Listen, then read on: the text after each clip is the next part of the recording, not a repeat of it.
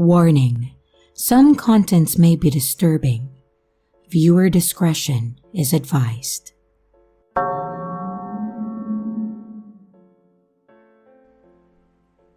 About 8 years ago, my girlfriends and I would download Plenty of Fish and meet random guys to take exploring with us. Definitely not the smartest, especially since we were out in the middle of nowhere, Pennsylvania. This one night, we met a guy and let's call him Todd. Todd was an odd guy. He seemed socially distant, and when he slid into the back of my SUV, I instantly got the feeling of regret. We were going to a place called Roney's Point. It's a very interesting place, and you should look it up if you're into ghost and haunted history. Todd wanted to stay in the car for a bit to scope out the area while the girls went ahead to explore. Red flag. I was so sure that he was going to try and steal my car. We went into the abandoned hospital and out of nowhere, here comes Todd around the corner. He scared us so bad that we let out a slight scream. Todd started making comments about how his great-grandfather was a security guard at the asylum. It was right next to the hospital, and that his grandfather told him stories about how they would shoot out the sick individuals for fun. He laughed and said, "How much fun would that be?" And we continued to explore, and Todd just hung out in the background. We eventually left, and Todd insisted on sitting behind me in the car. I needed gas, so I started driving to the nearest gas station. And maybe 2 minutes up the winding road, I felt his slimy hands creep up and start massaging my shoulders while I'm driving. I kept leaning forward to give him the hint that I was not interested as he is massaging my shoulders. He's telling my friends and I how stupid we are for inviting random strangers out, how we never know who is getting in our car, and how they might hurt us, and etc.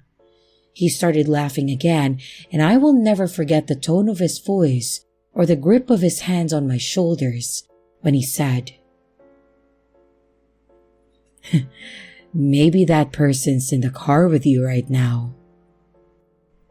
I then pulled into the gas station and I demanded that he got out of the car. He did, and I left him there. We got back home and my friend onto POF to block him, but he already blocked her or deleted his account. We never heard of him again, but we stopped inviting random people to urban explore and ghost hunt with us again.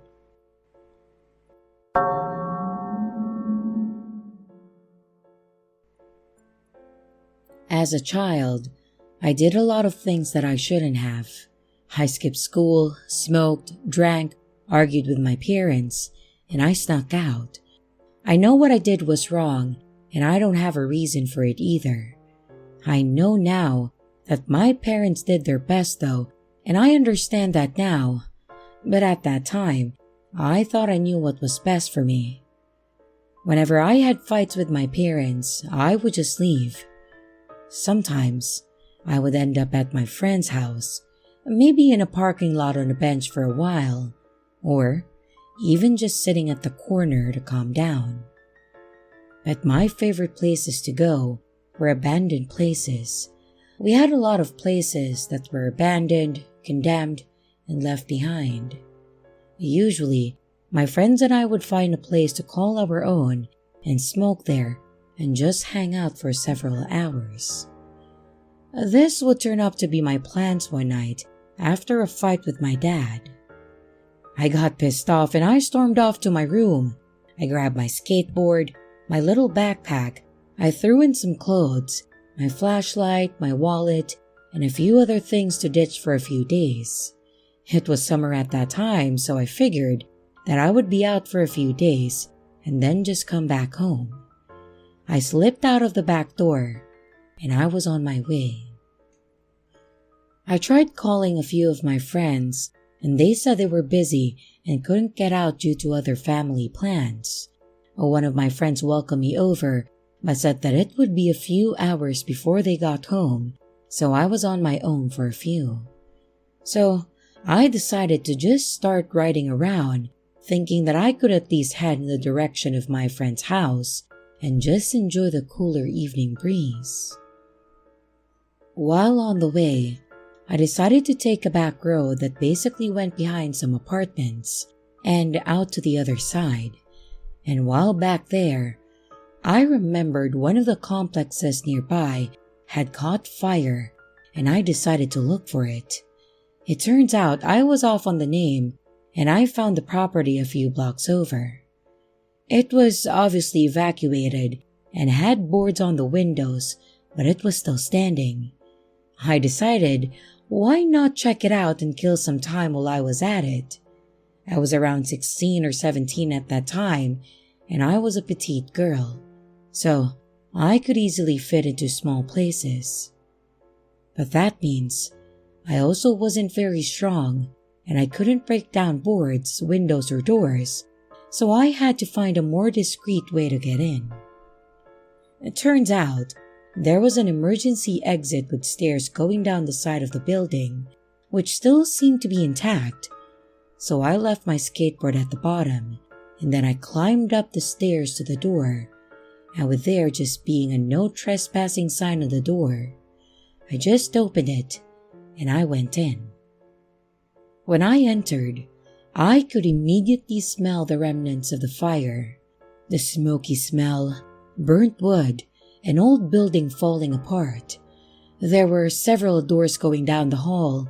Some of the doors were opened, and some of them appeared to be locked or jammed. And walking around the open rooms, you could tell where the fire was the worst. And seeing some of the items people left behind or couldn't take was really kind of sad.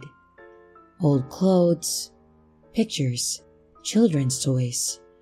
I guess it almost worked on me, thinking back to my stuff and my family and things that I would have hated to lose too. I continued to walk through what I could until I got to the center stairs. I started walking down them, and when I swung around to go down the second set, I noticed a figure standing at the bottom of the stairs, and it scared the hell out of me, making me scream. When the person didn't even budge, it scared me even more, so I just slowly backed up when he said, "Wait." His voice alone was unsettling. It sounded like the guy from Sling Blade was losing his voice. Not a good story as is, so sounding like the guy did not make me any more comfortable.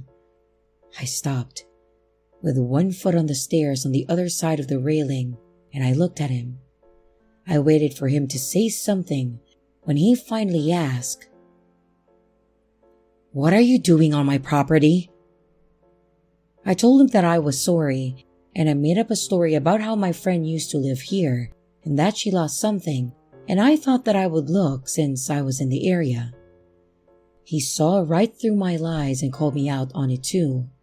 I didn't know what else to do other than apologize, and I said that I didn't mean to disrupt you or disrespect your property and that I would leave now.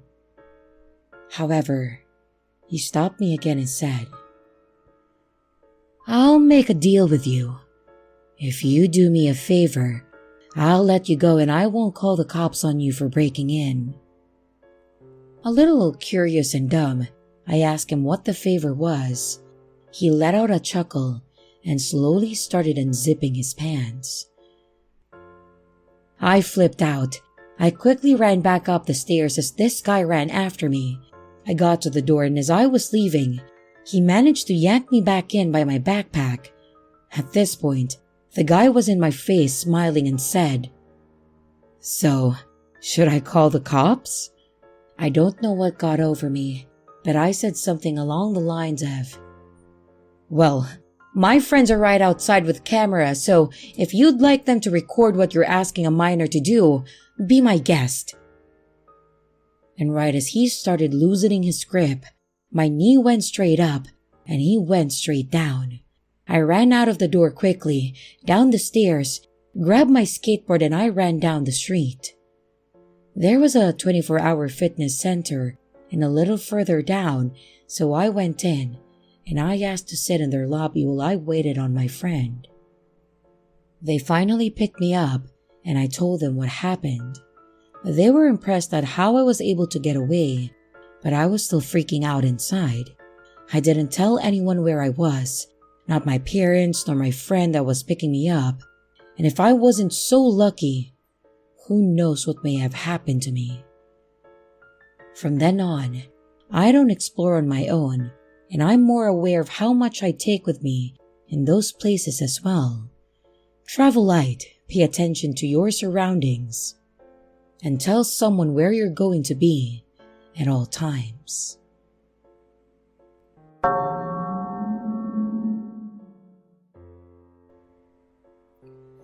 Back in the late 2000s, me and my then boyfriend, Omer, were taking an impromptu road trip. We just wanted to get away, so we just set off heading east in whatever direction we were pulled to and stopped at places that we were drawn to. We didn't have a lot of money, so we slept in our car a lot, which was fine, as it gave us more time to look around and go to places. However, our idea of places to go also included urban exploring. It was fun enough finding places local to explore, but even better when it's out of state, places you've never been to or heard of, and going in blind.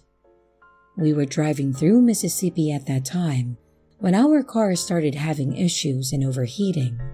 Thankfully, we were near an exit, so we got off the freeway, and with our hazards on, we slowly drove into the closest parking lot of a Sonic and turned the car off. We had to figure out what was wrong with our car, and most likely without moving it, so we got directions to a nearby gas station and started walking. I was so incredibly thankful that it was September, so it wasn't very hot. On our way there, we noticed what looked like this big old house with a fenced-in yard, till we started looking at it more. It was actually an old church that looked like it had been closed or abandoned for a while. At that moment, we could read each other's minds. We knew we were going to be staying in this little town for the night. We got to the gas station where they thankfully sold antifreeze and then started our walk back. On our way, we looked around to see if there was anyone watching. We checked for no trespassing signs and looked for the best ways in. However, the best way in would turn out to be the front gate that didn't have a lock or a sign on it. Once we got back to our car, we poured in the antifreeze, and thankfully, that seemed to help. We decided to eat while we were there, and then we left to find a good place to leave the car while we went exploring. It turns out, there was a small motel not far off from the church, so we agreed to park it there. It was already evening when we first pulled into Sonic, so we didn't have to wait much longer till it got dark. And once we were good and didn't see anyone loitering around the motel, I emptied my purse, so all we had on me was my pepper spray and my flashlight, and then we left.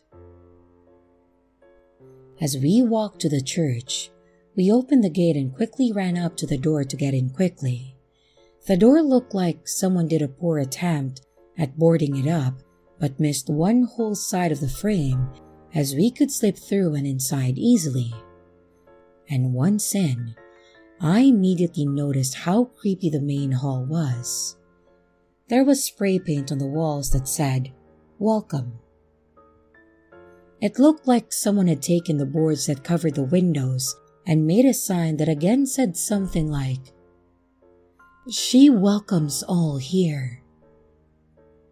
Weird, but probably people that snuck in trying to make a church creepier than they were. We walked over to the right that had a couple of rooms. It looked like it was for children based on the decorations and the bright colored paint that was peeling off from the wall. The first room to have a really old TV in it, but the actual center of it was busted out. There were a few toys and a small chest in the back, as well as a little cubby shelf with different names on it. Don't get me wrong, I love doing this, but seeing places like this with a name attached to it gives me somewhat of a weird feeling.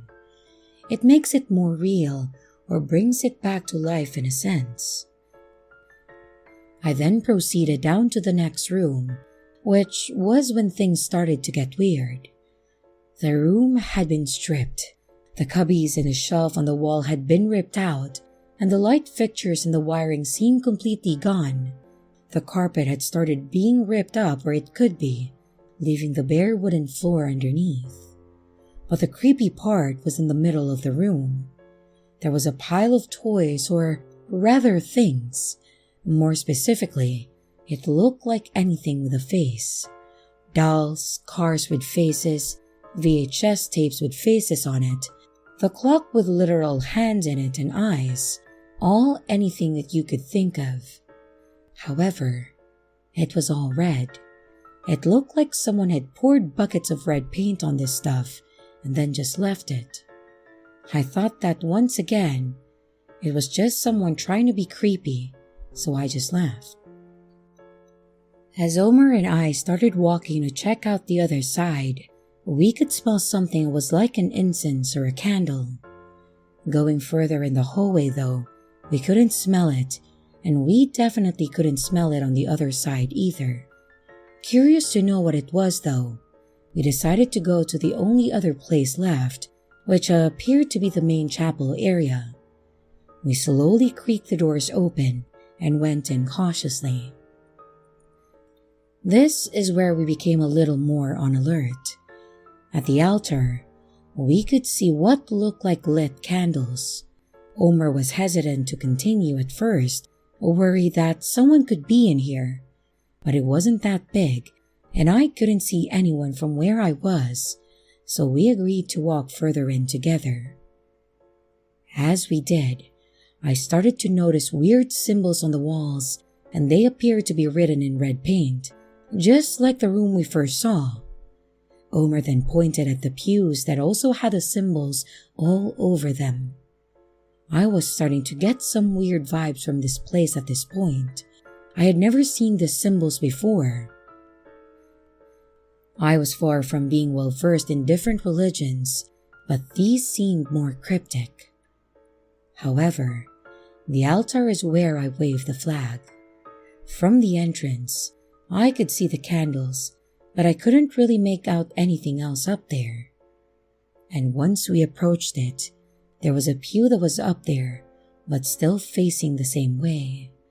I was startled at first because there was a tarp over it, and it looked like someone was under it. Omar softly kicked the pew to see if whatever was under there would budge. When nothing happened, he slowly pulled the tarp back, and I almost got sick. It looked like a pig that had been dead for a very long time, which explained why we couldn't really smell anything. The podium, though, had a disturbing framed picture on it. It was a naked woman that looked like she had a long cut from her neck to her belly button. She looked like she was sitting on one of these pews, legs straight down and crossed at the ankles, and arms stretched out across the backrest. However, she was alive and smiling. The podium also had what we were smelling. It was an incense that was almost out, and the candles we saw were those fake battery ones. At this point, we were on edge. This meant someone had to have been here, and recently. Omar didn't want to stick around anymore, and I certainly didn't want to get to know anyone that did this, so we bounced. We quickly, and as quietly as we could, went right back out the front door. Omar had me go out the door first, and when I turned back to hold the boards open some, I noticed he was looking to the left. I told him to come on when he finally walked out and pushed me towards the gate. And once we got out, we took off to our car. When I thought we were just going to chill for a bit, he actually drove off. He said that he would feel more comfortable if he got away from there. He didn't talk much while he was driving, so I did a lot of the talking, trying to make jokes about what we saw to lighten the mood. I think we went a few more exits before we ended up at another hotel. And after we slept that night and headed off the next morning, it was at that time that he finally told me what was wrong. He thought he had heard a noise when we were leaving, and when he looked over, he saw a man in a dark blue parka-looking thing, holding a huge knife, just watching us leave. He wasn't comfortable staying there in case they came looking for us, and that's why we left. He hadn't said anything to me because he didn't want me to worry. I was okay with that too, but I felt bad that he had to carry that on his own, but I am thankful that he was watching out for us. We still like to do this, and it hasn't stopped us since, but if we see something even remotely off, it's not worth the risk, so we leave. Thankfully, we haven't run into any more pigs since then.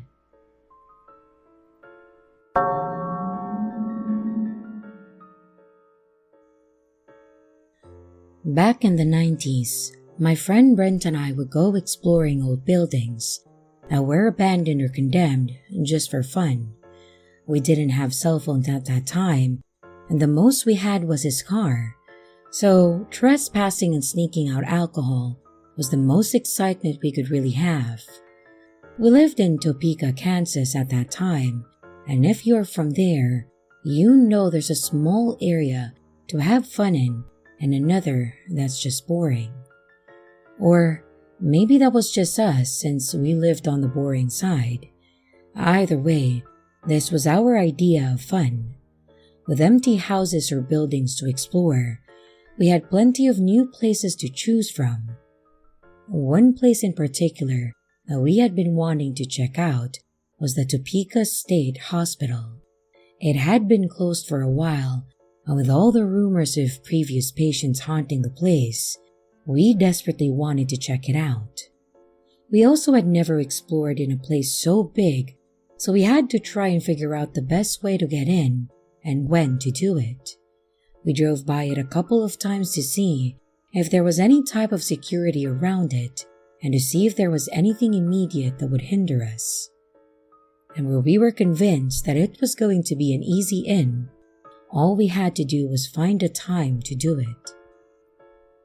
So to not have our parents asking questions about what we were doing, we told them that we would be staying at each other's house and then have the night without any suspicion.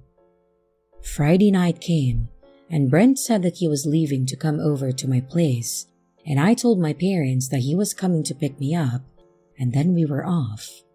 We each had a backpack with what our parents thought were our clothes, toothbrush, and deodorant, while in reality, it had our flashlights, a few supplies we brought, like a pocket knife just in case, and a few snacks to eat while we waited.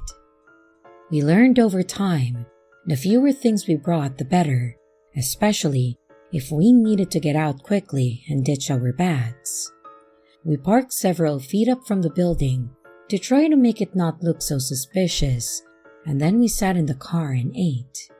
We thought we'd kind of scope out the place to see if anyone came by and to get any last-minute jitters out of us. And after about half an hour, we decided that it was time to go now before we chickened out. We approached the building and not to our surprise, the front door was completely locked and boarded up.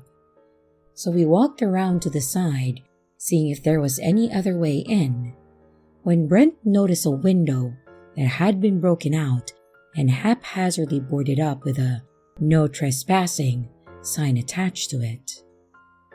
Now, the boards weren't the best, so it was pretty easy to pry it off just with our hands and a little hammer that we had with us.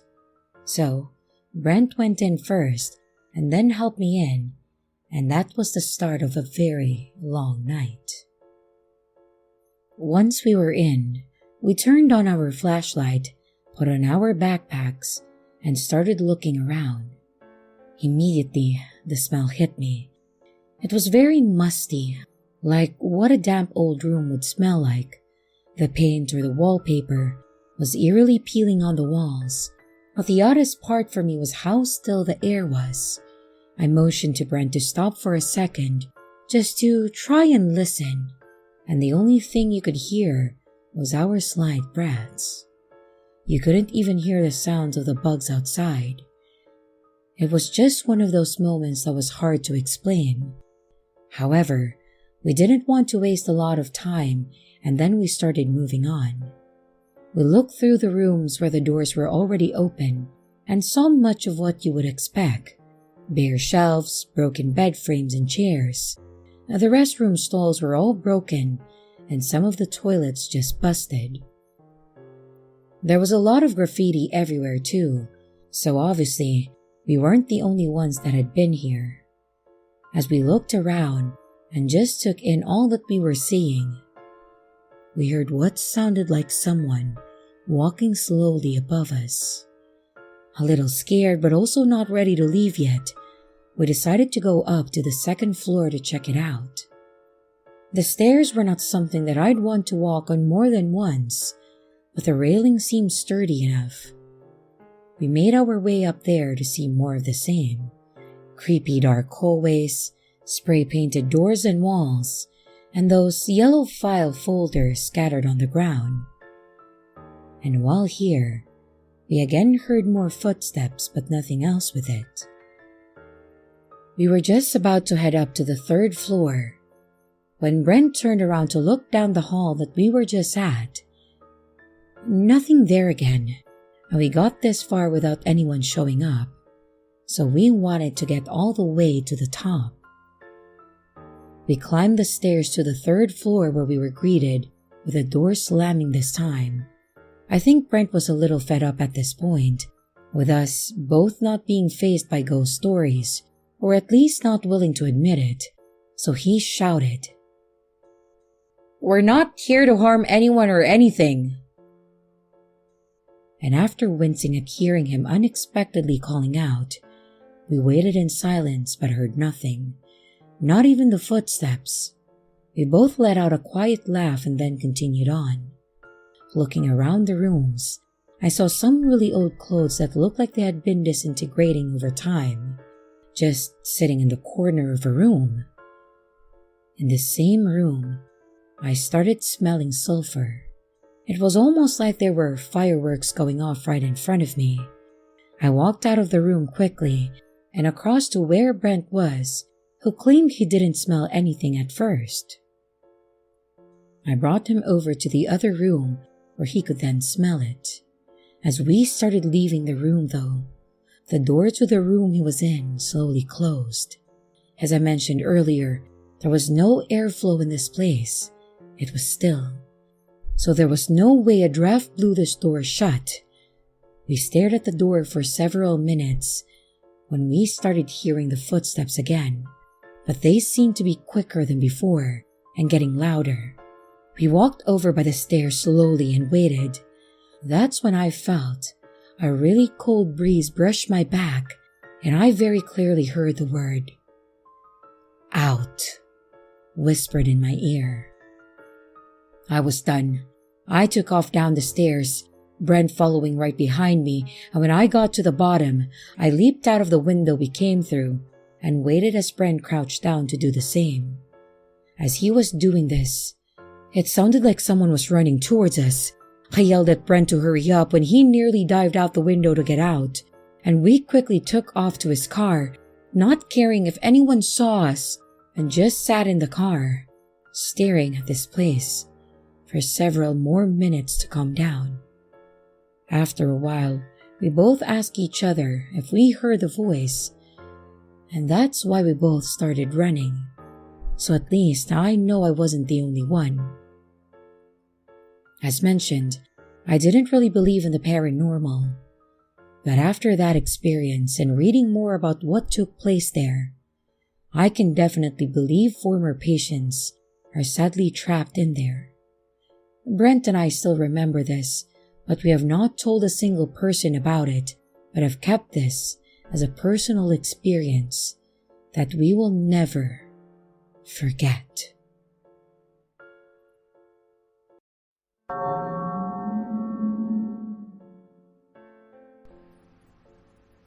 I've been delivering food for one of those popular gig companies that you all know and love, the ones that will charge you way too much just to have McDonald's delivered to your house.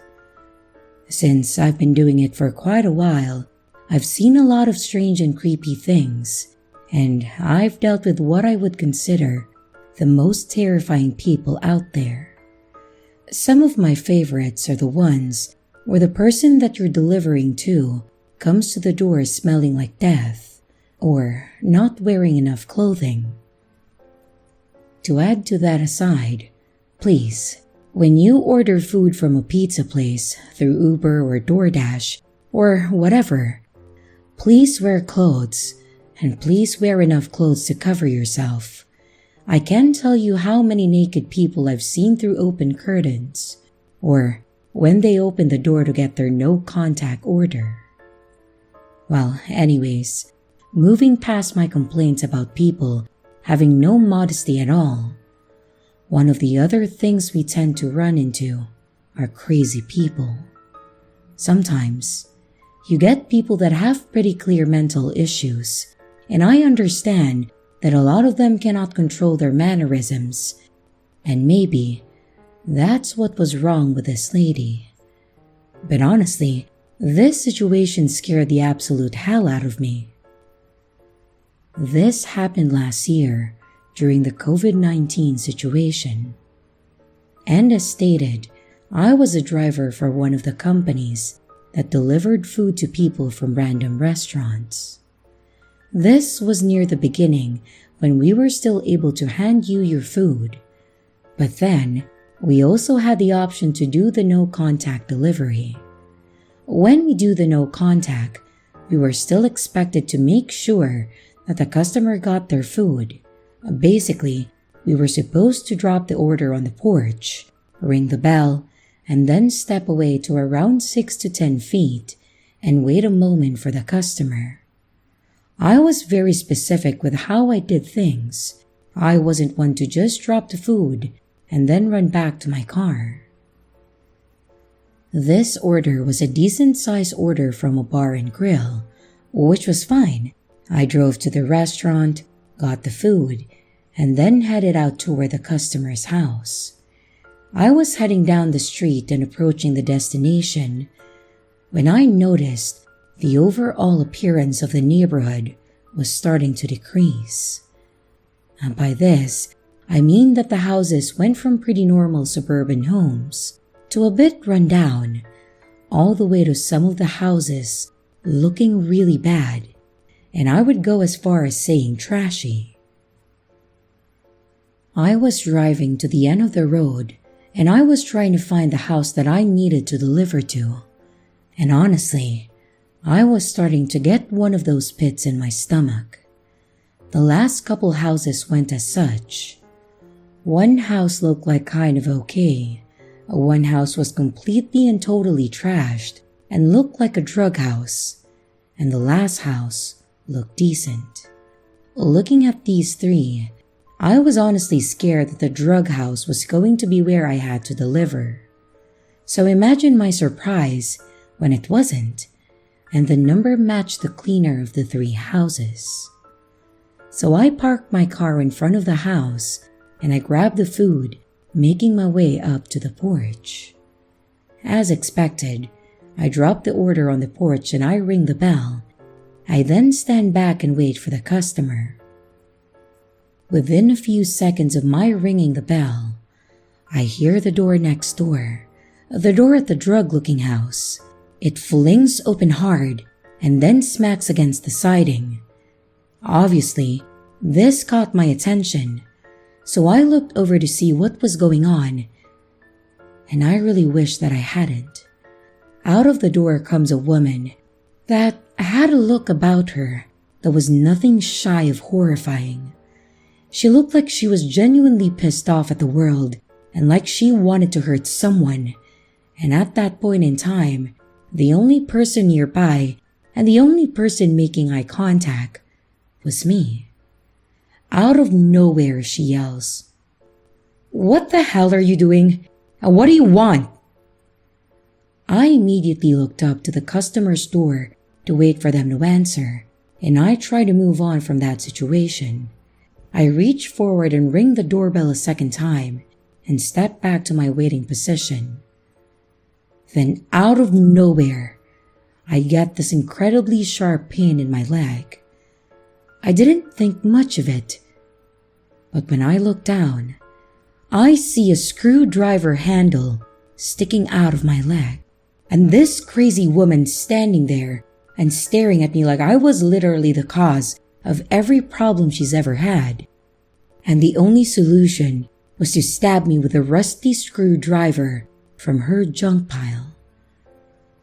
I honestly cannot overstate how awkward this situation was. Yes, I had a screwdriver sticking out of my leg, and yes, I was starting to bleed some, and yes, she had seriously just stabbed me.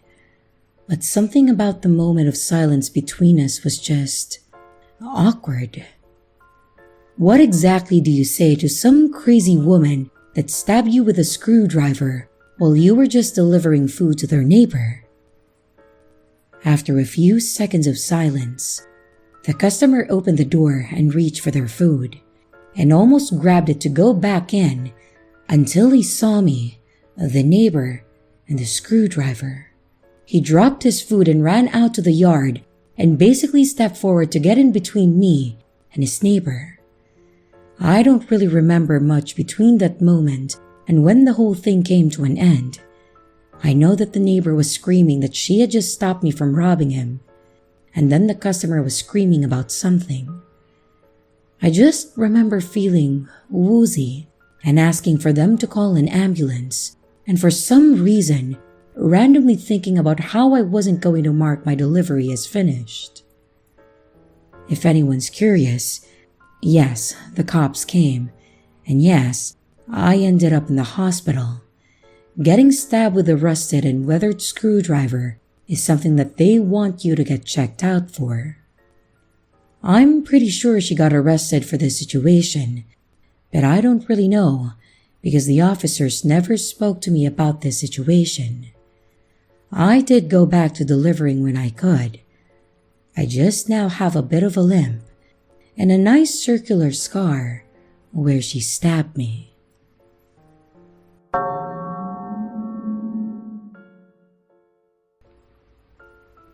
I answered the door for a guy who was dressed as a UPS driver. It had the logo on his jacket and everything. I assumed that my parents had ordered something that I needed to sign for, so I answered it. But after opening the door and greeting him, I realized that not only did he not have anything for me, but there wasn't even a UPS truck in sight. He told me his name was Tony, and that he was selling lawn care services around the neighborhood. I started to figure out that maybe he was just a UPS worker who forgot to change clothes before starting his second job as a landscaper or maybe a gardener. But then, he started asking me weird questions, like if we had any security cameras or large dogs in our house.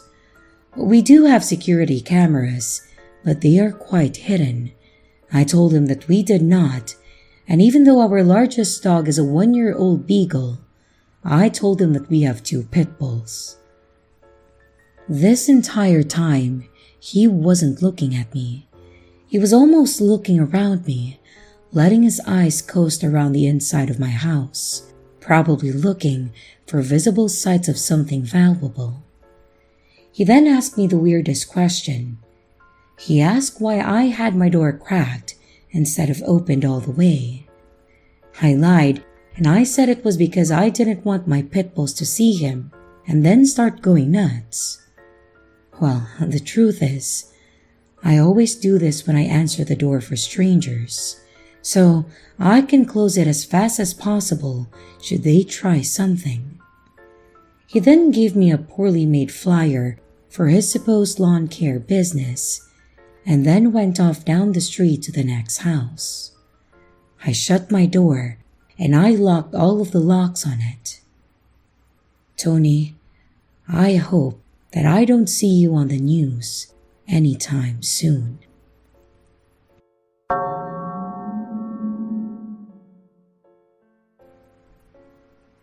So the setting is 2015. My sister and I are home alone watching Craigslist horror stories on YouTube. A bit ironic, I know. And now for reference, I was 13 while my sister was 17, and having these watch parties had become something of a habit as it was our last year together before she went off to college. We lived in a safe neighborhood, and nothing had ever really happened at that point that would give us any reason to be anxious about being alone. Well, anyways, time goes on, and my sister suggests that we ordered pizza since she was starving. I'm not one to turn down a pizza, so I naturally agree, and we place an order at a local pizza place. We continue watching our videos for another 15 to 20 minutes before I step out to use the restroom. And just then, I hear the doorbell ring followed by my sister getting up to go and answer it. So I carry on with my business with the assumption that it was just the pizza. But I'd say only 2 minutes had passed as I come back and I realized that my sister was still at the door talking to someone. I couldn't really make out what was being said, but I knew it was definitely a man's voice responding to her. As I go to see what was going on, my sister promptly shuts the door, pizza in hand. I initially assumed maybe there was just an issue with the payment, so I just tease my sister for taking so long and I go sit down. It didn't take long for me to realize that my sister wasn't eating despite this whole thing being her idea. And even more so, she had a very nervous look on her face now, and she wasn't really speaking much. I asked her what was up, and she proceeds to tell me that when she opened the door to greet the pizza guy, he looked at her as if he was checking her out and followed up by giving her the most unsettling smile that she has ever seen. She was just trying to get the pizza and go, as she had already paid online, but the creep insisted on trying to make conversation with her. The man pretended to fumble around trying to get the pizza box out of his bag, all the while asking very personal questions that he certainly had no business asking, like how old she was and if she was alone. Now, I admittedly thought that she was just messing with me. I mean, stuff like that can never actually happen to people you know, right? But nevertheless, it still left me feeling a bit anxious.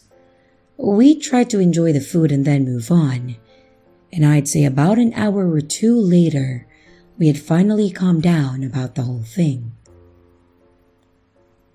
Right as we were getting ready to clean up and go back to our own rooms, there was a knock at the door, a very loud and aggressive one at that.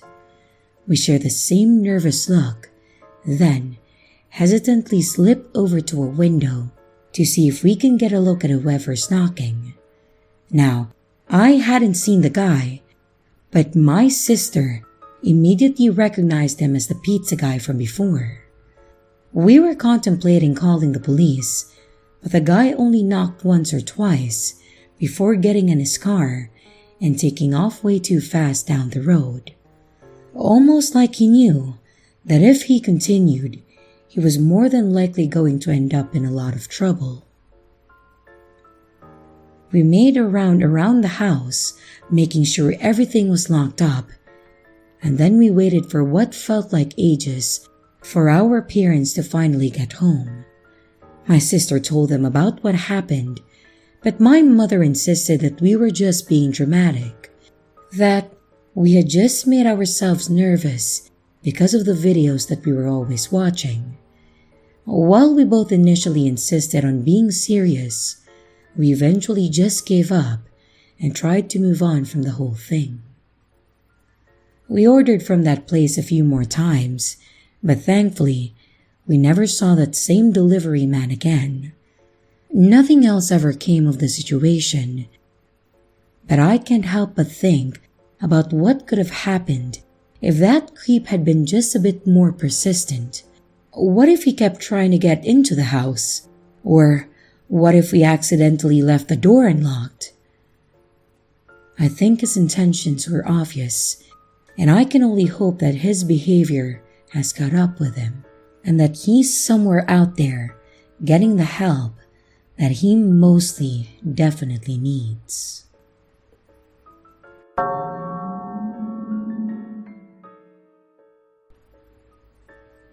For some context, I live in a major city, and I currently don't do a lot of driving due to the ongoing issues with my car, plus the pandemic has made me turn to more delivery apps in general. So the other day around 1 p.m., I decided to order some lunch after doing a lot of cleaning. I placed the Uber Eats order, and I found something to watch while I waited for the food. Within a few minutes, a driver accepted the order, and I noticed right away that the driver, Anthony, was on a bike. It didn't have a profile picture or any deliveries on record. At first, I wasn't alarmed at all. I was almost amused, like, "Oh, wow, guess I'm this person's first ever customer." But then a full 30-minute passes with no driver movement on the app, and at this point, I think maybe something is glitching out or the driver is stuck. I contact support via the chat option, and they ended up assigning a new driver because they couldn't reach the first one. It was odd, but whatever. Now is when it starts getting a little weirder. The new driver assigned is in the exact same spot as the original driver was, and they are also on a bike. They also have no profile picture and have no prior deliveries as well. And this driver's name was Lori. I let another 20 minutes pass with no driver movement before I messaged them myself and say, Hi there. Are there any issues with my order?" And the app shows that the driver saw the message, but there was no response. All this time, I'm checking to see if Uber Eats is maybe experiencing some issues, none that I could find, and at this point, while I'm definitely weirded out, I'm mostly just hungry, so I contact support again to request some assistance. They reassigned the driver again and apologized for the inconvenience. It was the same deal. They also tried to contact the driver, but there was no response. Finally, the third driver assigned is the exact same scenario, same spot, on a bike, no profile picture, and no prior deliveries. Only this time, the name is Robert, and before I can react and go about canceling the order at this point, because I'm just really tired of dealing with this, he suddenly has my food and immediately messages me the following. "Hello, I have your food. What's your phone number?" And I responded right away with, "I'm not super comfortable giving my phone number out when you can just message me here." And he responded again with, "What's your number? I'll be there in 10. How old are you?" And at this point, Alarm bells are going off, and I contact support immediately to have the order cancelled and get further assistance. I get connected to Uber's safety team, who informs me that the order has been cancelled and I'll be refunded, and I started taking down the details of the strange interactions. As I'm giving the woman on the phone the info she needs, I'm starting to calm down, thinking that this was just some creep or something. And that's when I hear a man's voice at the front door. "Miss Metal Gear 42069, I have your food." And I can't even describe the chill that went down my spine because of the way he said it. Making things even worse, the Uber safety woman on the phone with me heard this as well and goes, "Is that him? We canceled the order." I poke my head around the door. My main heavy door was open, but the metal screen door was closed and locked, but allowed us to see each other. And then I get a look at him. And when he saw me on the phone, he went from smiling to looking furious. He suddenly got right up against the door and kept asking who I was on the phone with. And at this point, I've started asking him to please leave because he is making me uncomfortable. And he's getting more and more angry. And at this point, he starts pounding on my door and grabbing the doorknob while shouting to be let in. The woman on the phone is asking if I'm okay, and the man is still shouting. So basically, I'm in a full meltdown mode, and at this point, I hurriedly close the heavy door to lock it. The man is becoming borderline belligerent as he kicks my door, and the woman tells me to call the police. He ended up walking away from my house about a minute after that and back up to the sidewalk. And for a moment, I thought that he messed up, so I finished my conversation with the Uber safety woman so she could submit the report. Once she submitted it, I called the police and I told them what happened. They weren't incredibly helpful at first, since he didn't actually break in or put his hands on me. And they told me that if he came back, just to call again, and they would send an officer out. I did end up having to call them again and then give a full report, plus the description of the man, since he didn't end up leaving right away. He stayed in the neighborhood for almost 20 minutes.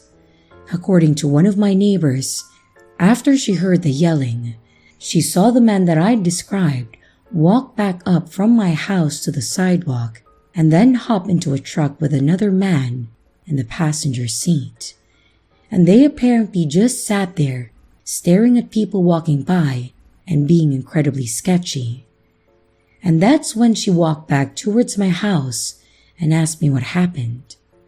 Luckily, she was able to give myself and the cop a description of the vehicle and the other man as well. So basically, this was a very bizarre and uncomfortable experience, and I wanted to share it to maybe see if anyone has ever experienced anything like this. Because honestly, I'm still pretty shaken up, and I will be avoiding delivery apps for quite a while. So, strange Uber Eats driver who asked me for personal info and then proceeded to try and break in. Please, let's not meet.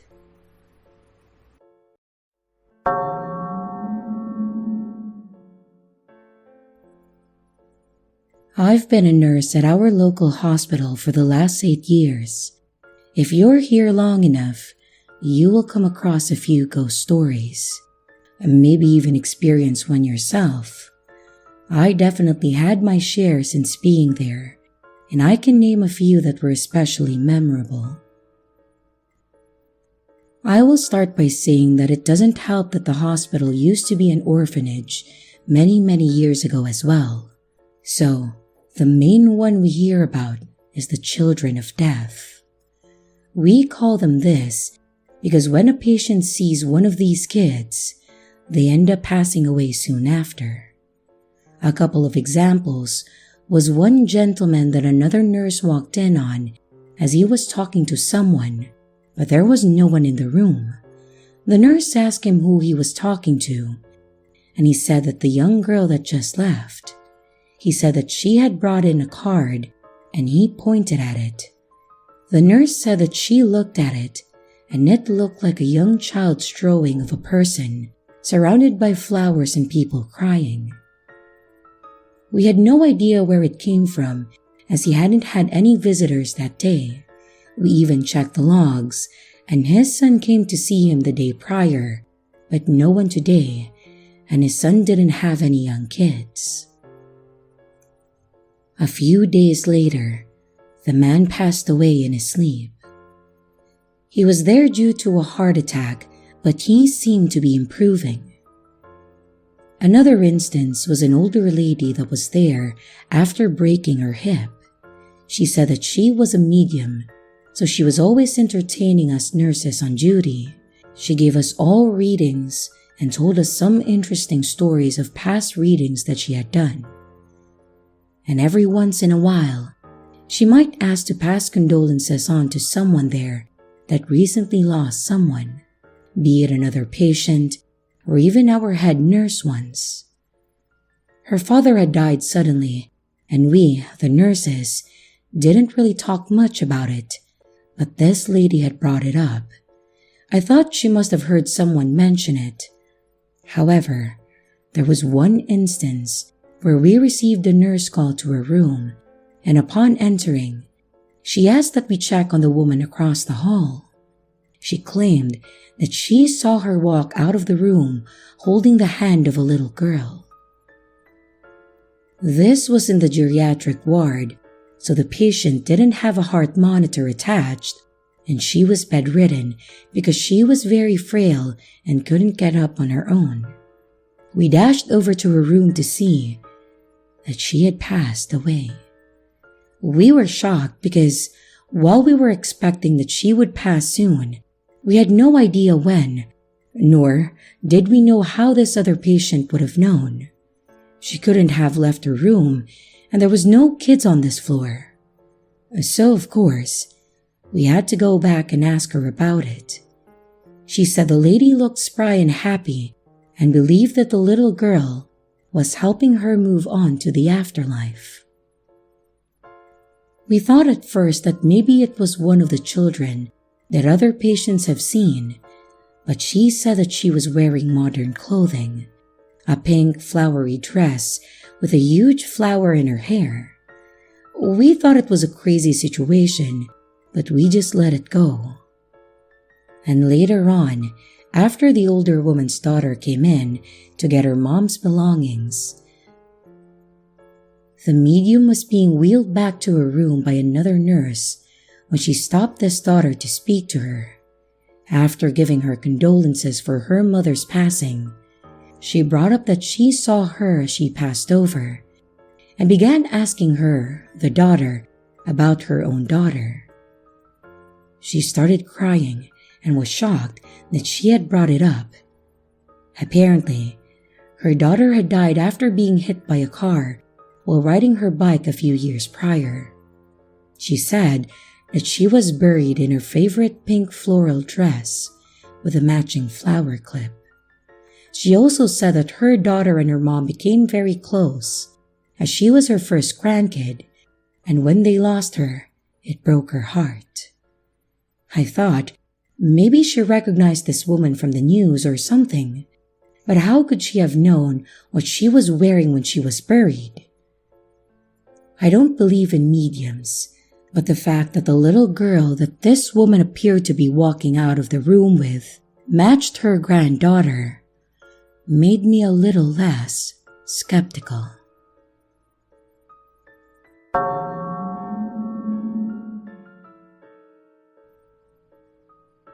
I used to do overnight IT work for a handful of hospitals in a small town in the Midwest that if I mention it, you would have no idea where it was. That said, I'm just going to say that it was in Nebraska, and I will leave it at that. It was a contract work, and it was outsourced to a third-party company. I was just out of my 2-year degree, so I took the first job that I got offered.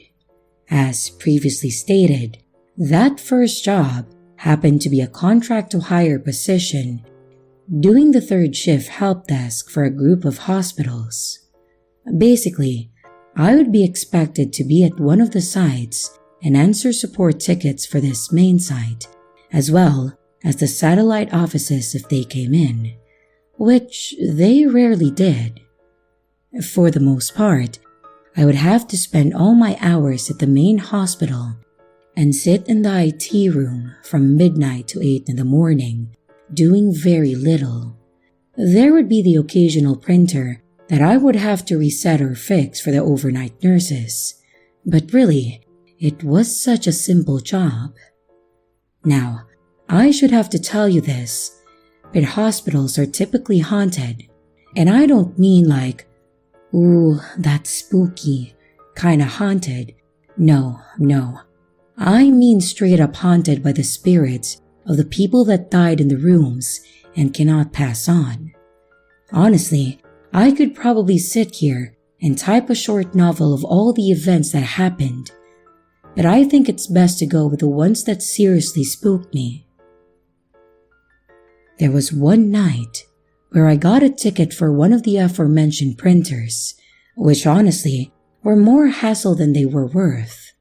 I got called down to help one of the station nurses connect her system to the main printer because it just kept giving her an error. I get down there, she tells me what exactly the printer is doing, and then asks how long it will take.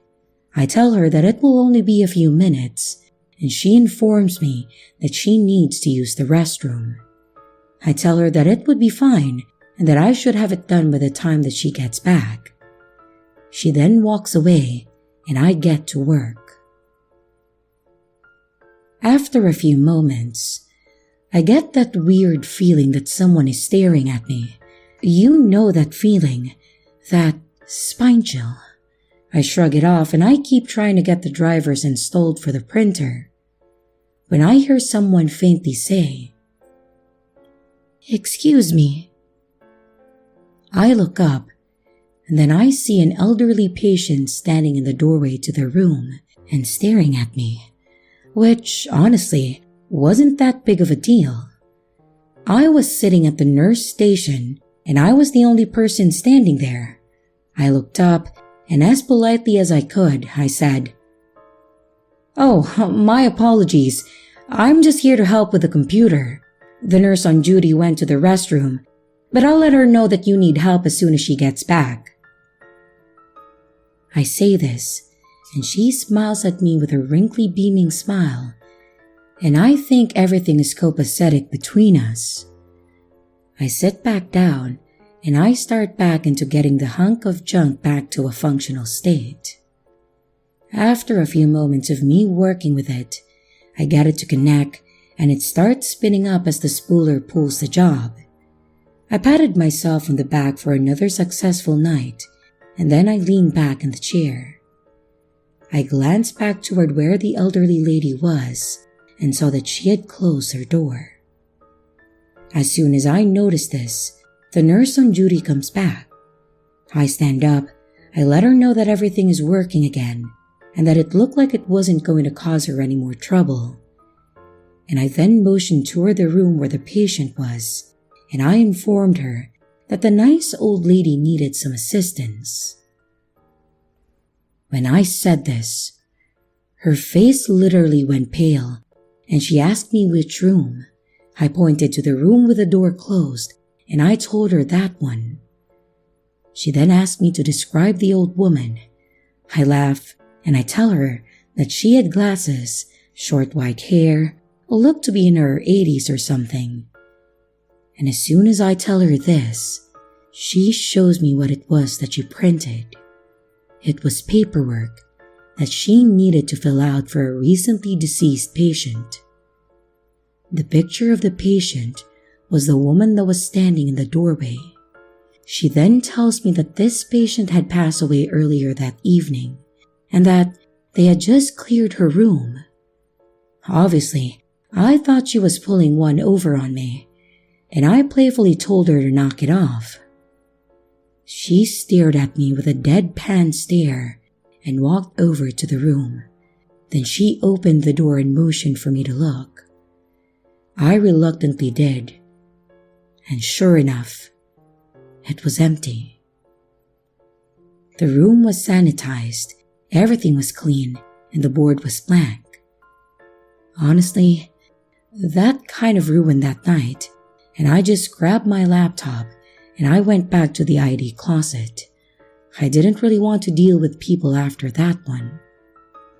Beyond that, and probably one of the other nights that scared the hell out of me, there was one evening where I was in the closet with one of my new co-workers that I was training. This was a year later after I was hired on full-time, and I was actually training this person to be under me. I had already explained how things worked, and he was sitting there going through the HR video training. And I was probably on Facebook just waiting for a ticket to come in, so we had something to do. We were literally just sitting there in the quiet hum of the servers, when out of nowhere, the lights in the server room shut off. My mind immediately went into the worst case scenario. I thought that the server room lost power, which would have been bad. Server rooms losing power means that the server may shut off, and we have to manually check them all to make sure that they turn back on with emergency power and that there were no errors. I look around and see that the server rack still has green lights on it, which means that they were still all good to go. I told the new guy to wait there, and I got up to go and see if the rest of the hospital lost power. When I got to the door, the switch was off, like someone had literally turned it off. I shrugged it off and I flipped the switch back to on. The newbie asked if everything is okay, and as soon as I start telling him that it was nothing, the lights seriously flipped back off. I slowly turn around, turn them back on, and then start to walk backwards, back toward the desk. And I seriously watch the light switch slowly move from the on position to the off position. It was like a really weak person was slowly pushing it with one finger, just nudging it slightly down until it was off. Well, this was enough for me, and I told the new guy that we were taking a lunch. He laughed and asked what was going on, and I told him that at the exact moment we were going to leave the server room and go down to the cafeteria to take a lunch. I had no idea what the hell kind of spirit was having fun with us that night, but I wasn't going to agitate it any further. I just decided to let it have its way. We went down and had lunch, then went back up to the server room. And when we got there, the lights were back on, and they didn't turn themselves off after that. And while that may not be creepy to some people, it seriously freaked me out, mostly because I was well aware of how haunted that hospital really was.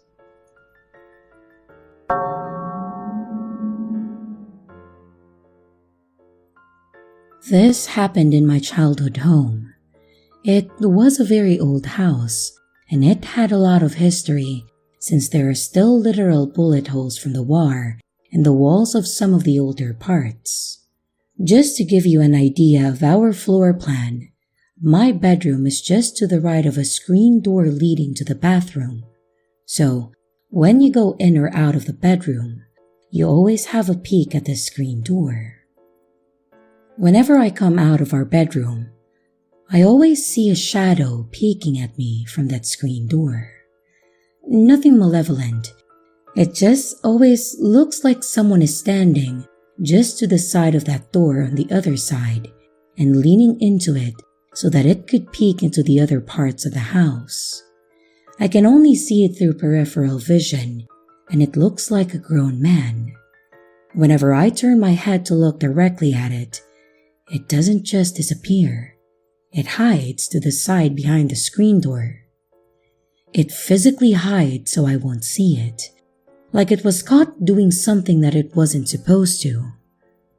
This has happened more than once to me, and that's what it always does, just peeking in. Some of my siblings have mentioned to me that they have also seen it, before I even brought it up to them. So I know that it's not just me. I don't investigate whenever I see it hide to the side, because that's what people in the horror movies usually do before they get killed off. I don't know what it is, but compared to the other things that we have experienced, it seems to be the less creepier inhabitant of our house.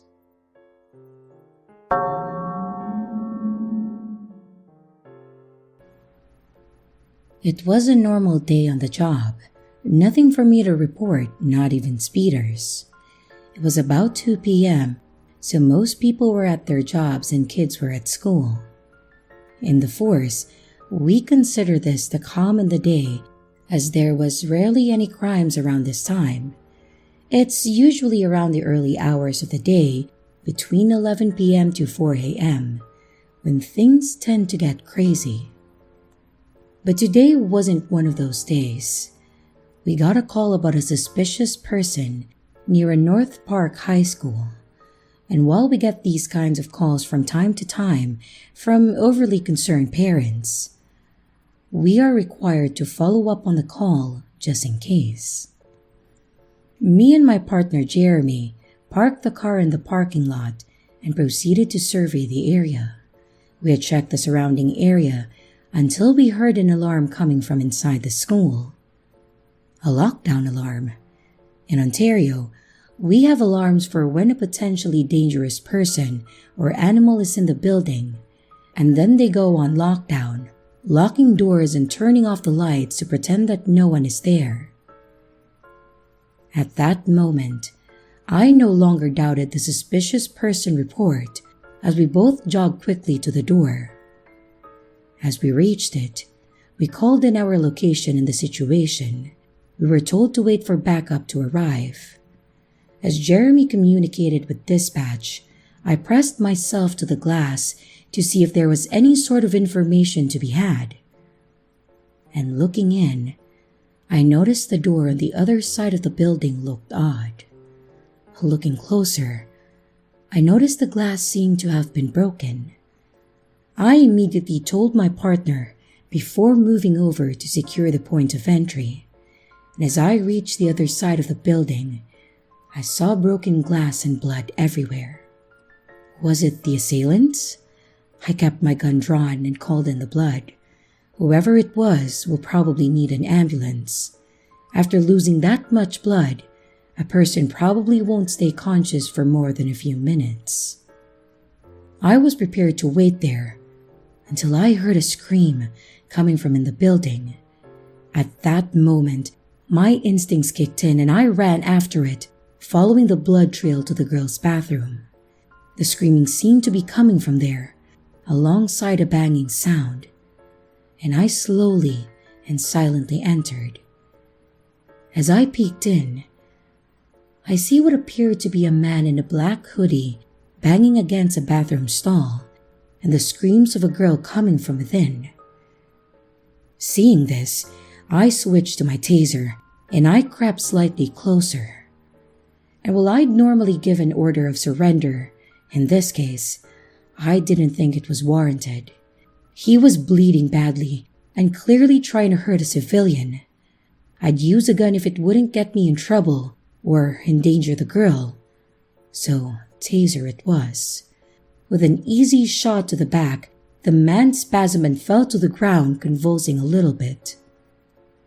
I removed the darts from him before putting him in cuffs, and then reporting the situation. Within minutes, the backup arrived alongside an ambulance. While I wish that this is where the story ended, there is one last thing that happened which concerns me. According to reports, when the perpetrator did wake up, he immediately grabbed a nurse and vomited into her mouth before going limp. And the man passed away almost immediately afterwards. Cause of death? Autopsy said that there was a major damage to his spinal cord and brainstem. What caused it? Well, they're still investigating. And while they were investigating, the nurse also passed away. Same cause of death. According to her co-workers, she seemed to be acting odd, like she was a different person. The only person who was present at that time was her teenage son. Apparently, she puked on him too, only to drop dead within the same minute. While no one knows what happened, I have a theory. Looking back at the footage of the perpetrator's death, just as he was puking into the nurse's mouth, I noticed something. If you look ever so closely for a split second, it looked like something was wriggling into her mouth.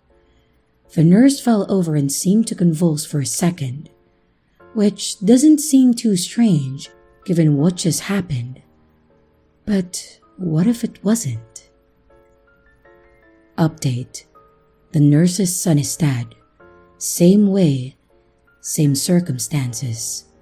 Officials have called it some sort of new sickness, but as far as I'm concerned, it's something much worse.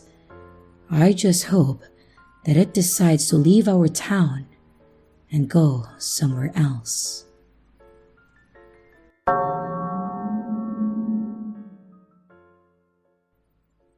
It was the summer of 1987, and I was 17 years of age when this experience occurred. I lived at my aunt's house, and I decided that I was going to visit my sister.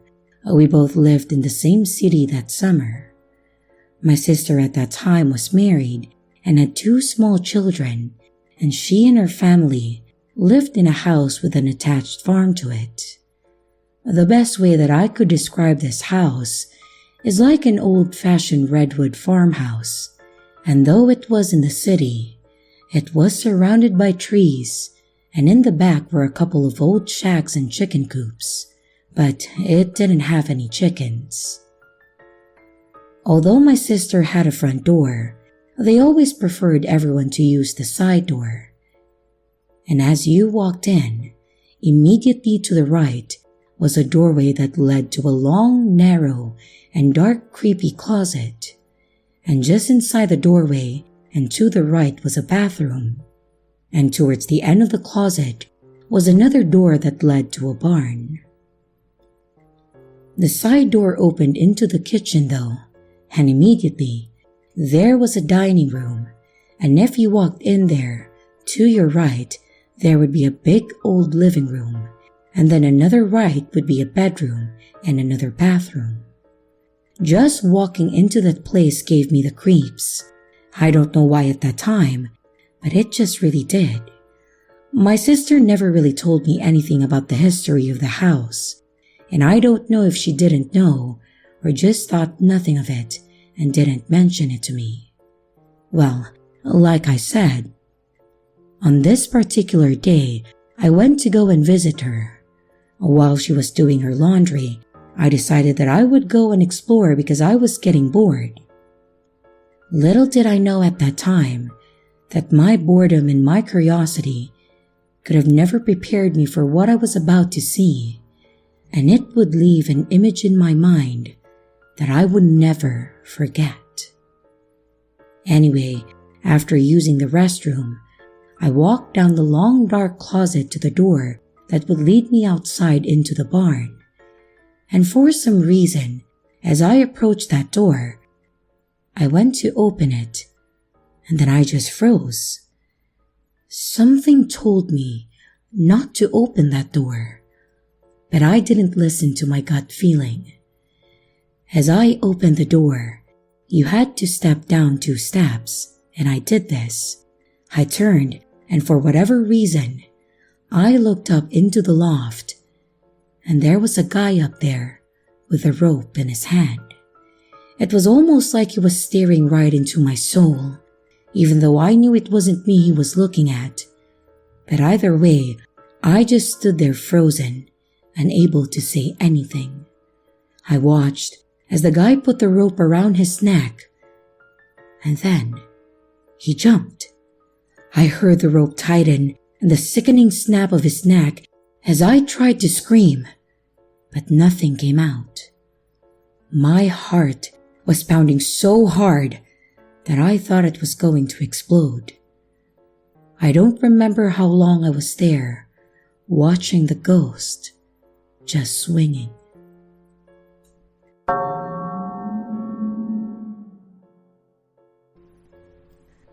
For reference, I am a female, and this happened to me in the summer of 1984 when I was 13 years old. Well, anyways, that summer, my parents sent me and my twin sisters to camp for the summer.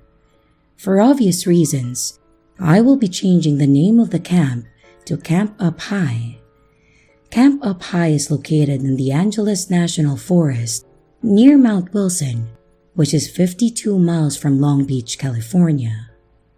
Well, anyways, we get to the camp and are introduced to our camp counselors and then given a tour of the camp. Well, I immediately fell in love with it because it was so beautiful, but my twin sisters didn't seem too happy. Later that night after dinner, the counselors gathered all of us together around a campfire to tell stories, roast marshmallows, and make s'mores.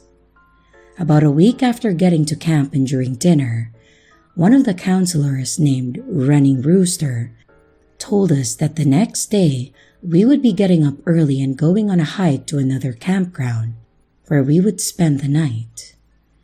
Getting up the next morning and after breakfast, we all went to our cabins and gathered up our camping stuff and then met up with the counselors at the snack barn.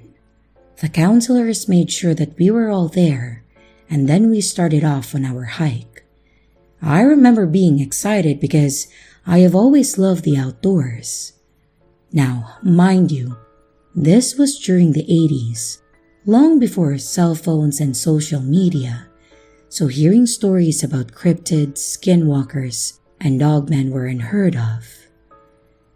I just remember how beautiful everything was, and the smell of the fresh pine trees and the sounds of nature echoed around me. I also remember while walking on the trail that there was a group of trees to my left. I then heard a sound that kind of startled me at first, but when I looked, I realized that it was just a group of soldiers on the ground for a training mission. While standing there and watching them, it dawned on me that I was way behind my group, so in a hurry to get caught up with them, I didn't notice how quiet everything became around me. After crossing a small stream to catch my breath and realizing that it was too quiet, I started getting scared because I still didn't hear or see my group. Well, that's when I first heard something moving diagonally to the right of me, and that's also when I smelled whatever it was, and darting my head to the right, I saw it. It was standing half behind one of the pine trees. In shock, I was unable to move or scream. I just stood there staring at whatever it was. Whatever this creature was, I know it had to stand at least 7 to 8 feet tall. All of its body was covered in semi-long brownish hair except for its face. It almost looked human, but its arms were longer than they should have been, and its hands were huge. This thing was large and its legs didn't look like it could hold its weight. I remember how god-awful it smelled, and I almost wanted to puke. After standing there for what seemed like forever, I heard my name being called off in the distance, breaking me out of my trance. I took off running towards the group, and that's when I realized that whatever that was chasing me. Hearing my name again, I ran even faster because I just wanted to get the hell away from it and be safe. And after getting back with my group, I realized that it had stopped chasing me. So I started calming down. And that's when one of my sisters asked what was wrong with me, and I just told her, "Oh, it's nothing." I don't know what I saw that day, and I still don't. But I can tell you that it was not natural nor human. It is something that I have never forgotten and is forever burned in my memory.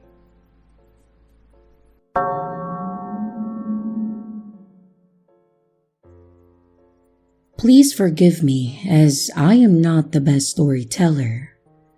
But when I was a kid, the house my mom and stepdad lived in was indeed haunted. Story goes that the kid that lived there before my stepdad killed his parents. These are my experiences and what all happened in that house. Not all of them were freaky or cruel. Some were actually kind gestures. And my mom and I lived in that house until I was 12. So right outside my mom's room, there were 3 rusty red finger streaks, the same color as dried blood, down the wall. Then a couple more on the wall, then also down the hall. They would paint over it, and it would come back. Paint over, come back, paint over, and come back. That's how it was. We would also wake up to cabinet doors slamming. One night, my mom woke up to them slamming.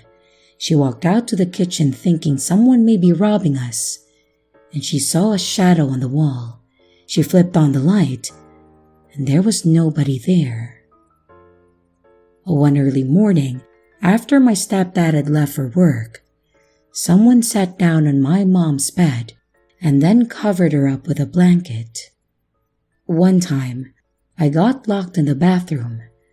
Since then, I would make my mom wait outside the bathroom when I was in there. Someone grabbed my cousin's ankles one night, and my mom had touch lamps, and they would flicker and turn on and off. And one morning, the dishwasher had been ran and the dishes were clean. Stuff would also go missing all the time. The stone in my mom's wedding ring fell out, and it was lost.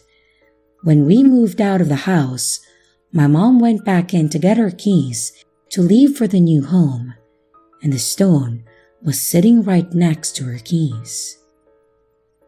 Now, my mom had left my dad for the neighbor, and my dad still lived in the house across the street. I know, it's kind of messed up, but he would watch the house when my stepdad and mom went out of town. He would see the lights turn on and off at night sometimes. I was pretty young when this all happened, but I remember them pretty vividly. And to this day, I don't watch haunting movies. They mess me up pretty bad. I watched The Conjuring, and I couldn't sleep for a week.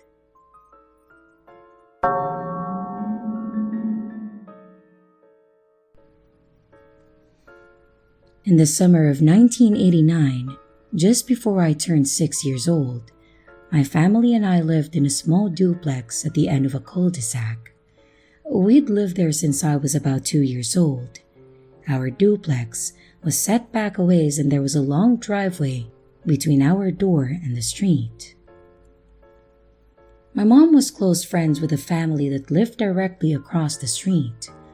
Their single-family house had a small front yard with a gate that opened up to a walkway that led you to the porch steps. Up the steps was a nice porch that ran the length of the front of the house, and of course the front door. They were an older couple whose youngest daughter, who we'll call Irene, still lived with them, and they had custody of their young granddaughter due to some issues that their oldest daughter had with drugs. Irene was a year older than my sister, and their granddaughter was just a little younger than me. It was nice to have someone closer to my age to play with. My sister is 4.5 years older than me and was too cool to hang out with a little kid, and she was just happy to have an older friend to hang out with too. We were always going over to each other's houses, and they were more like extended family than friends. So when the older couple asked my mom to keep an eye on their house while they went out to dancing, of course, she obliged. Irene was babysitting the granddaughter, as she had done several times before, and they just wanted someone else that they trusted to keep an eye out. They had 3 big aggressive dogs out back that only liked the older couple and would attack anyone else, so there wasn't much worry of intruders. It was a good neighborhood, and back then, neighbors had keys to each other's houses, even though most rarely locked their doors. Every 20 or so minutes, my mom would call their house just to check in.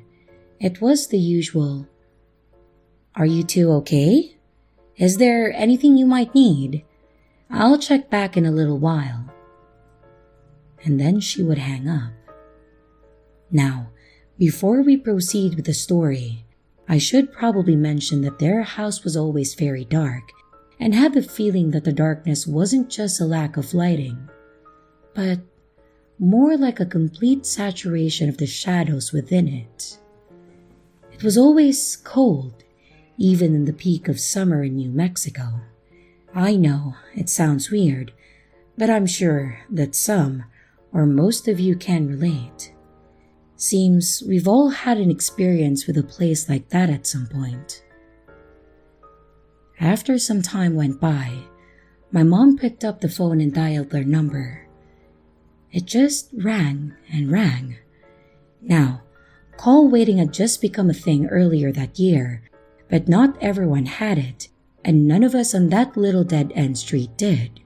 So, my mom grew concerned, but she hung up and decided to wait a few minutes and try again.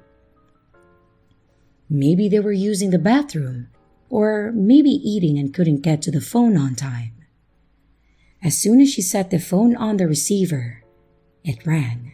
She jumped because she hadn't expected it. She lifted it up and answered, "Hello?" Static came from the other line, and it was loud. I remember her yanking the phone from her ear and shouting into it, "Hello? Irene, is that you?" The static seemed to get louder, and then more quiet, and then back to loud. I remember hearing the faint sounds of a child crying, and a girl shouting back, but the static was too loud. My mom shouted into the receiver, still holding it about a foot from her face, "I'm going to call you right back. There's a bad connection." And she put down the phone onto the receiver. I was standing a few feet away watching this. As she picked it up to redial, something caught my eye from out of our living room window. The window faced the driveway that we shared with a few other duplexes, and the street, and ultimately the front of their house. I walked about 3 steps over to that window and looked across the street.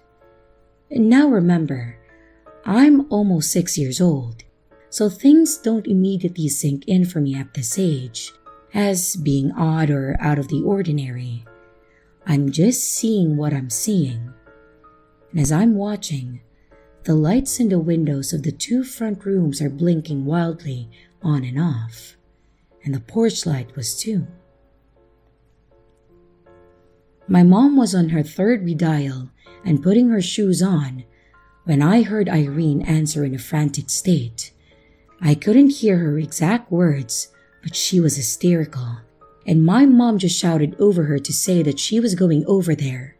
She hung up and told me to lock the door after her. She shouted to my sister, who was listening to cassettes back in our room, that she would be right back. She got the keys for their house, and I followed her to the door, where I promptly locked it after she stepped out.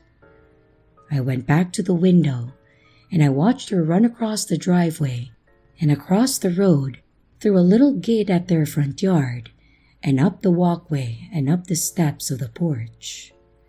The blinking stopped as soon as she crossed the threshold of their gate, with only the porch light remaining on. I watched as my mother tried desperately to open the wrought iron screen door, and I could see her struggling with the doorknobs and alternating between fiddling with the key and yanking at the door and banging on it. She was standing with her legs apart to brace herself as she yanked and pulled on the door. This is when something at the bottom step of the porch caught my eye. A black shadow on all fours climbed out from the bushes that grew on either side of the porch steps. I was terrified, as I knew their 3 dogs were very vicious to anyone besides the older couple. But something was off though. Most dogs run and attack. This didn't seem like any normal dog. It moved like fog, gliding stealthily up the steps toward the front door, as if to avoid making a sound. It had bigger shoulders than any dog that I had seen in my life up to that point. And I stood there, staring in horror, waiting to see my mom be attacked by this big black dog. She continued to bang and scream, and that's when it happened. The dog seemed to tiptoe slowly up to my mom and just disappear through her legs and into the door.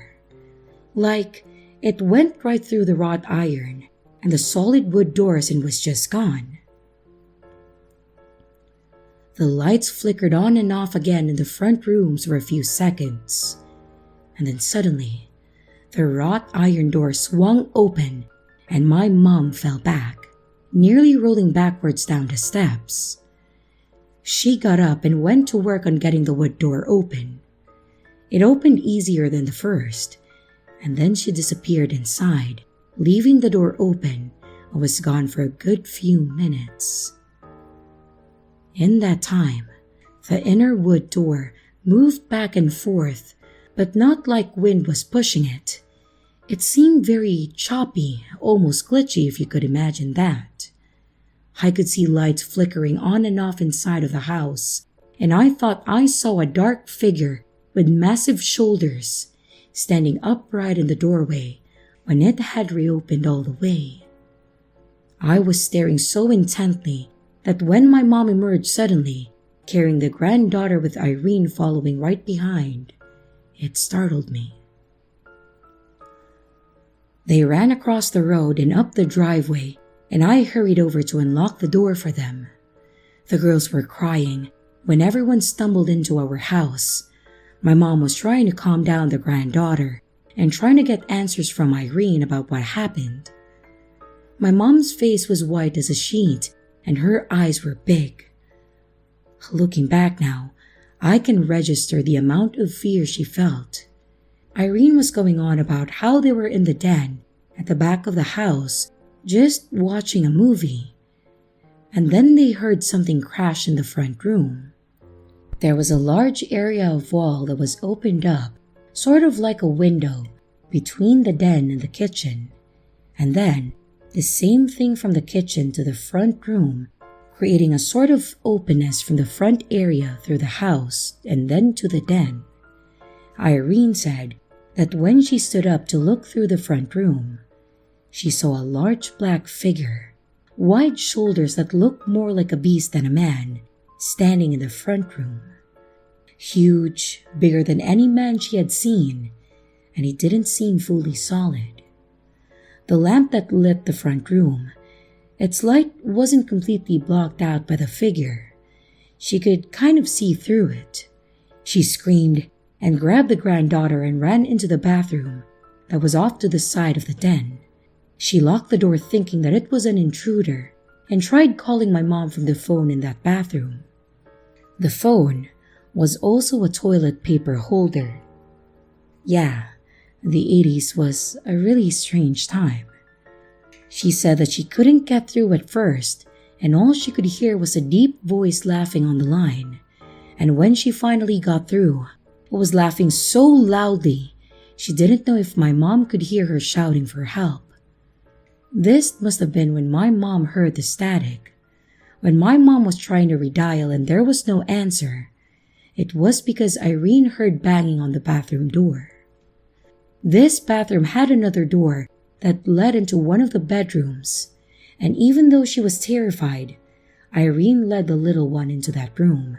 She then locked the door to the bathroom and ran across to lock the other room that led to the hallway. She grabbed the phone from the bedside table and took it to the closet and stacked several suitcases in front of her and the little one, putting themselves as deep into the corner of that closet as possible. When my mom finally got through to them, as she was putting her shoes on to go over there, Irene was hysterically trying to relay her message of fear through gasped and mumbled phrases. My mom just told her that she was on her way and then laughed. Irene said that the whole time they waited in that closet, she could hear snarls and growls and things breaking in other rooms. The dogs in the backyard were going wild, barking. She heard the door of the bedroom open and something huge slowly walking toward the closet. She said the footsteps sounded loud and heavy. Just then, the doorbell rang and she heard banging on the door. It was my mom desperately trying to get in, and this seemed to stop whatever was coming for them, but she was too terrified to move from the closet, so they waited until my mom got into the house.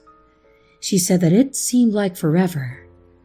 My mom had gone into the house yelling for them and flicking lights on, and when she got into the room they were in, they called her and she dug them out of the closet and brought them back. My mom never saw anything while she was there. No man, no beast. I had been quiet the whole time, just listening. I was searching for answers in her story, and when I couldn't find any, I began waiting for my turn to speak. My mom got up and went to get them some water and some tissues to wipe the tears from their faces. As they sat there sniffling, I decided that it was my turn, and I asked, "But what was that big dog? And why did it go through the door?" "What do you mean?" My mom replied. She had stopped walking midway back to the sofa where the girls were sitting. I was still standing in the middle of the room, and I pointed out of the window to their house. "Well, when you were on the porch fighting with the door, I saw a huge black shadowy dog walk out of the bushes and then up the porch steps and through your legs. It disappeared through the door. How did you not see it? It was right there." I was pointing more intently at the window in the direction of their house now. And once more, the blood rushed from my mom's face and she nearly dropped a cup of water. I don't know what you mean. The dogs were in the backyard. I heard them barking," she replied, sounding as if her throat was as dry as the desert we live in. And by this point, I was practically jabbing my pointer finger towards the house with every other word.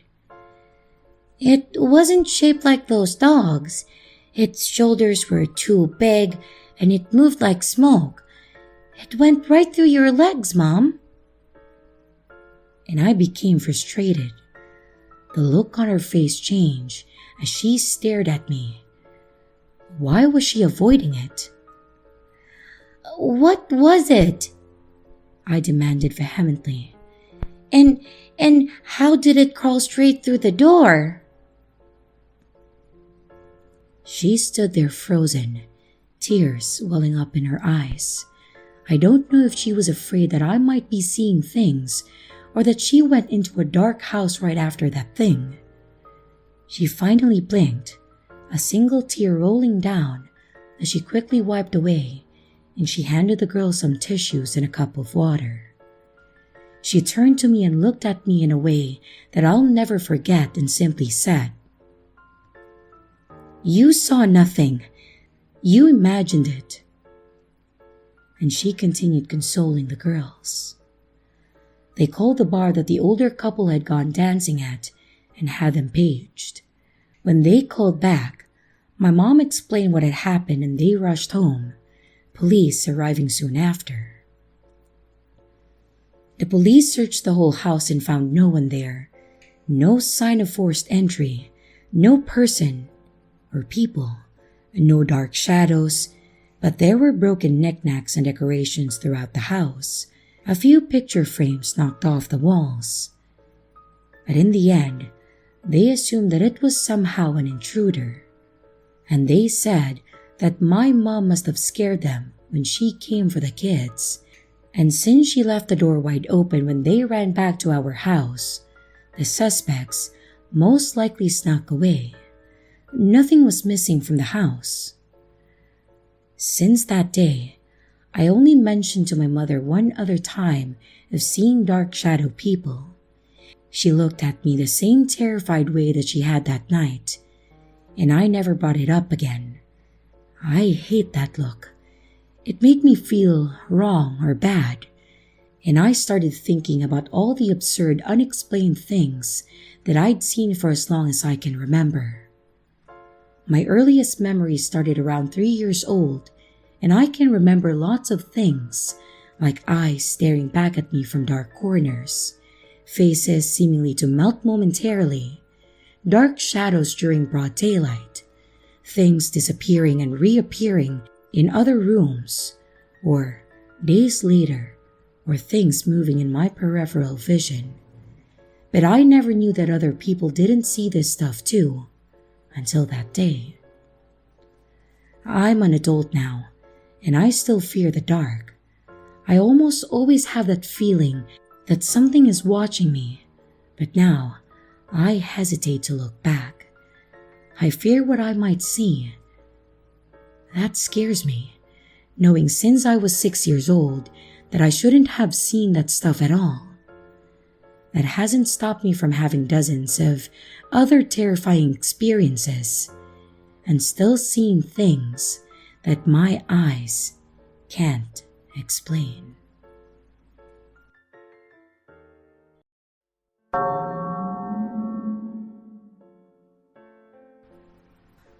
So this isn't too creepy, but it creeps me the hell out. I'm a 21-year-old female, and my uncle is much older than me. He's around his early 40s, and he is the youngest out of my dad's siblings. He saw me from birth up until I was 9, and he was okay with me as a kid, and he never did anything creepy to me as far as I could remember. However, when my parents were together, my mother always warned me not to get too close to my uncle. When I was 9, I moved away with my mother to a completely different city up the north, and she told me things about him and my grandfather. It really made me feel gross hearing them. However, I can't lie, I doubt her, as she had a tendency to exaggerate every story she told. Little did I know how right she was. When I became 18, my dad's family and I all met up in a city at that time. It was great. I saw my cousin, who was a year older than me, and we all catched up on what I missed. I interacted with my uncle again too, and I was friendly with him, just like everyone else in the family though. I regret it now because he saw my fun side, and that somewhat motivated him to interact with me more, to bring that side of me out again. He looked much older and had grew a large gut and become almost bald. It had surprised me, as he looked like your average TikTok star when he was younger. That meeting was okay. However, he began to act strangely with me afterwards. He'd always managed to find ways to touch me, such as putting a finger under my neck or chin to turn my face suddenly towards him, like in a cheesy rom-com or something. It was not in the NSFW areas, but he was always so touchy, and this for me was already a yellow flag, as our culture is strict and men don't touch women at all, even in friendly manners. None of my other female relatives have behaved like that in the past, except kind of my grandfather. So he made me feel weird, and I had forgotten all of what my mother had told me about them. One time, a particular incident occurred when I was at my cousin's house and he was there too. My memory is hazy, but I remember that he whispered a question about why I am so shy. And he was so close to my neck when he said it, which made me have cold sweat. He wouldn't leave me alone and kept asking me questions, forcing me to interact. Another thing in our culture is that women are told to be hospitable and, well, not cause a scene, as it is extremely shameful, and the woman is blamed even for legitimate reasons. He would always pull childish expressions at me whenever I accidentally would make eye contact with him, and I noticed he always kept staring right at me. The conversations he had would try to include me in some way, and he would ask me questions about it, even though I tried to make myself look busy. I think once, after he had breathed on me, I caught him looking through my purse when I was away from it, and he noticed and quickly acted as if he was doing nothing suspicious. Near the end of the day, I was on the sofa looking behind it and petting my cousin's cat, and my uncle was leaving and wanting to say goodbye.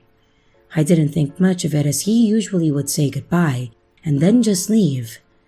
However, he grabbed me by the waist and pulled me towards him. It felt pretty violating, as I was practically cornered due to the positioning of the sofa and him, and he said some things that I couldn't remember, as it was overpowered by the feeling of disgust that I had towards him, and also the panic. What he was doing was not allowed in our culture. Men did not grab women by their waist, not even husbands with their wives. I tried pulling back, but he grabbed me harder, and it felt like he was feeling my waist even more, and it freaked me out. And afterwards, he let me go and left. I turned around and saw that my dad had partly seen the ordeal. When we got home, I told him everything about what happened, and my dad told me that it was a good thing that I came to him about it, and that he will talk to my grandmother about it so he can set him straight. However, sadly, nothing like that happened. To be honest, I knew that he wouldn't take it seriously due to how backwards our culture is, and I couldn't tell my cousins or aunt because they were extremely conservative as well, very slut-shaming, and would certainly blame me for it and not my uncle. My dad instead always kept a distance between my uncle, and he wouldn't let my uncle in the house if he knew that I was in tops that were not completely modest, and told me not to open the door to him if I was home alone with my brother. My uncle is still creepy sometimes. He was recording a video of my little cousin's birthday like everyone else, but he spent some uncomfortable amount of time just filming me, and I was obviously uncomfortable. My dad did call me towards him and has kept me under his watch whenever my uncle is near. Once, my uncle had come over and knocked like a wild man for us to open the door late so he could deliver us some food that our grandmother made, and did the same thing to our cousins. My dad has told him that we wouldn't open the door for him if we were home alone, but my uncle wasn't happy about that. The weird thing is that he had just had a baby though, and mysteriously, his wife never meets us or interacts with us. I also don't know why he chases after me specifically. He doesn't act like this with my cousin at all, and I am no looker. I wish I had listened to my mother from the get-go and had just steered clear from him since day one of meeting him again. I really hope someday that I can get away from him, because I think he's really creepy. And sadly, I don't think he will get what he truly deserves, due to my misogynistic culture.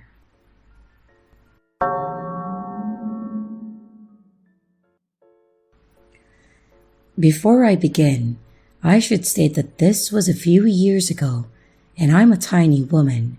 Back at this time, I look like a teenager, so I've always been mindful that I seem an easier target or easier to fool.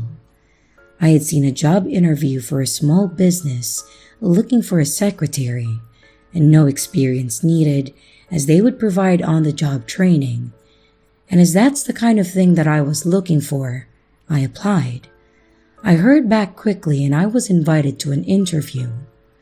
When I arrived, I was excited. It was a bit of a journey from my home, but it was in a beautiful old building on the third floor with a modern layout inside, though you could tell that it was very new as it was bare bones and very little had been unpacked. Still though, if you have to work somewhere, might as well be in a nice building, right? Anyway, the interview seemed normal, and I only encountered female members of staff, and they were all warm and lovely. The woman interviewing me was amazing, and even sat talking to me for a while after, just getting to know me.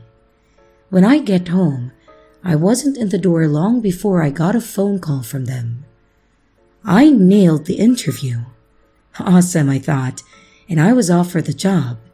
I was about to accept when I was told on the phone, "Okay, so you'll come here tomorrow and we'll have the van drive you to where you'll be working."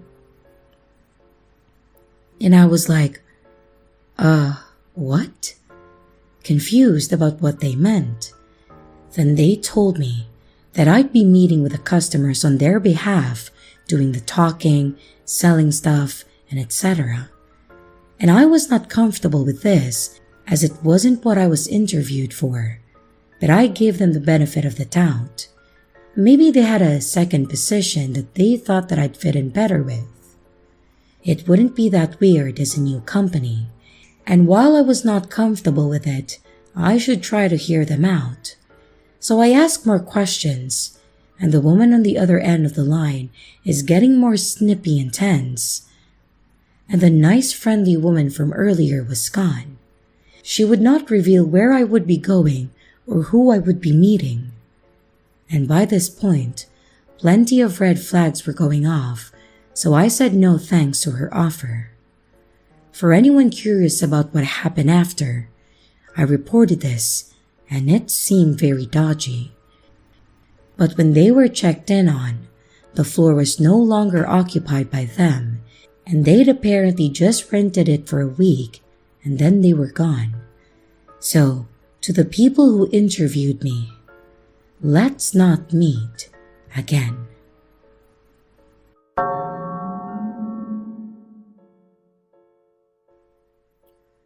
Back in 2013, I had just started on an education, and after the first school period, I had to go out and find an internship to be able to progress. But at that time, it proved to be almost impossible to get one. So while I was looking, I decided to take another job just to make sure that we had food on the table. After searching for a while, I found out a friend of my fiance's family had his own handicap bus company, a kind of taxi service for wheelchair users or otherwise disabled people, and he needed someone to cover the night shift since it was a bus that had to be on call at least 22 hours a day. Seeing that I'm quite the night owl, I immediately told him that I'd be happy to take the job, and after I got the needed license, I was hired. The job was pretty basic: pick up people and drop them off where they needed to go, and sometimes use a machine to get the wheelchairs up or down some stairs. And when there were no trips, I drove to a designated area and I did whatever while waiting. I quickly found a truck stop in the area where I could park and I could catch some sleep while I was waiting. There was a gas station where I could buy coffee in the early hours of the shift. And on the other side of the gas station's parking lot, on the opposite side of the truck stop, there was a run-down restaurant with a motel connected to it. To not disturb the sleeping truckers if I got a trip in the middle of the night, I just usually parked on the restaurant side. After parking there every night for a while, I noticed one particular room had a lot of people come and go. In the beginning, I thought nothing of it. But then one night in the end of the summer, while I was half asleep with the window slightly open, I suddenly hear yelling coming from the motel, and a dude came tumbling out of the room, and a few seconds later, a big dude came running after him with something in his hand, and I could not make out what it was. I thought that it was none of my business, and I just went back to my half-sleeping waiting stage. Not much time passed and my phone went off. I had a trip an hour's drive away, so I turned on the bus, and I was leaving the parking lot when I saw the big guy coming around the corner, and the rest of the night I had back-to-back trips, so I didn't park until I got home. The day after, I didn't get a return to home zone until 2 or 3 a.m. And when I arrived at the parking lot, the area where I used to park, it had fist-sized rocks strewn all over the place. Not connecting the dots at that time, I just parked a few spots over and I started waiting. I fell asleep pretty fast, but was jerked back into reality when a car right in front of my bus honked its horn, flashed the high beams, and revved its engines at me. I thought that it was just some idiot who noticed me sleeping and found it funny trying to make me shit myself. So I jumped out of the bus about to tell him to fuck off. But instead of driving off or stopping, the driver made the start brake thing with the car, indicating that I was the one who should fuck off. And then I connected the dots. Not wanting to seem like a pushover, I stood still and I stared at the car. Not that I could actually see anything with the high beams almost blinding me. And after what seemed like a really long time, but must not have been more than 30 seconds, the car then drove off. And after that, I decided to park near the trucks from then on. A month or so passed and nothing had happened since the car episode that I had, and I figured that nothing more would if I just kept parking by the trucks. But then one night, I had a long 12-hour shift on a Sunday, 6 p.m. to 6 a.m., and I didn't have time to eat dinner before work that day, and during the first half of my shift, I had back-to-back trips with no time to eat, so when I got a return to home zone, I quickly parked in the far end of the almost empty truck stop and then got ready to eat my now very late dinner that my fiancé packed for me. I wanted to watch some TV on my phone while I was eating, so I sat with my back against the driver's side door and I got very comfy. I was turning my back to the door and I accidentally hit the door lock with my elbow. But that was my luck. As I was sitting there scrolling through Netflix on my phone, I suddenly felt the bus rock and heard the clack of the door handle behind me smack back in position. I quickly turned and I saw a dude with a hood over his head quickly crouching and proceeding to lay down on the ground and crawling under the bus. Well, of course, with a big-ass kitchen knife in his right hand. I quickly got up and made sure the 2 other doors were locked, and then I looked in all directions to see if I could spot him. He was still under the bus and I was sure as hell not jumping out this time, since the knife made his intentions pretty clear. I turned on the engine, turned on the spots on the back of the bus, and looked around to see if it had scared him off. And lucky for me, it did. I saw him run off and into a bushy or woody area at the end of the truck stop. And I never parked at that truck stop again after that night. And I also made sure that all doors were locked every time that I was parked.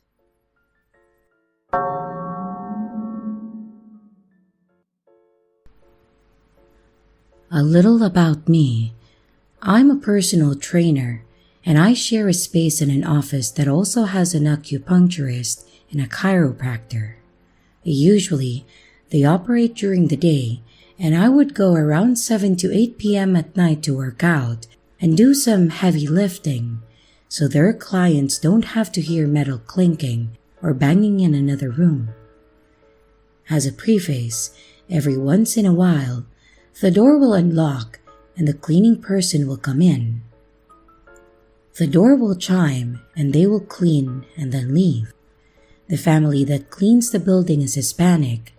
Usually a taller man who is very nice will clean our office, and a woman, who I assume is his wife, will walk around with a trash bag and pick up the other buildings in the area.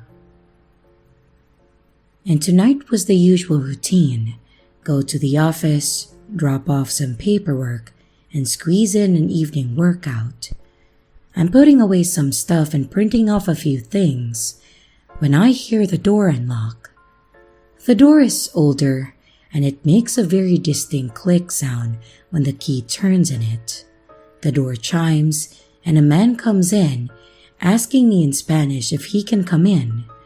I don't speak Spanish, and he repeats in English, "Can I come inside?" Of course, I think it's one of the members of the family to come clean, and I say yes. It isn't until 10 minutes later, after I go to throw away something, I notice the trash is still there, and this man is just sitting in front of the door. I didn't want to be rude, but I didn't understand why that on the Sunday night at 8:30 p.m., this guy is just sitting here in the office alone with me. I text the chiropractor and I tell her what's going on, to which she calls me immediately and says, "You need to leave. There is a button on the alarm to notify the police. Do you want me to come over?" I tell her yes, and I grab my stuff and I approach the man. I tell him, "I'm leaving for the night and I'm turning on the alarm, so you need to leave." He looks up at me, and then he shakes his head and says no very firmly. I freeze up, thankful that I still have someone on the phone. I say, "Why are you here?" He mumbles something along the lines of, I am on probation."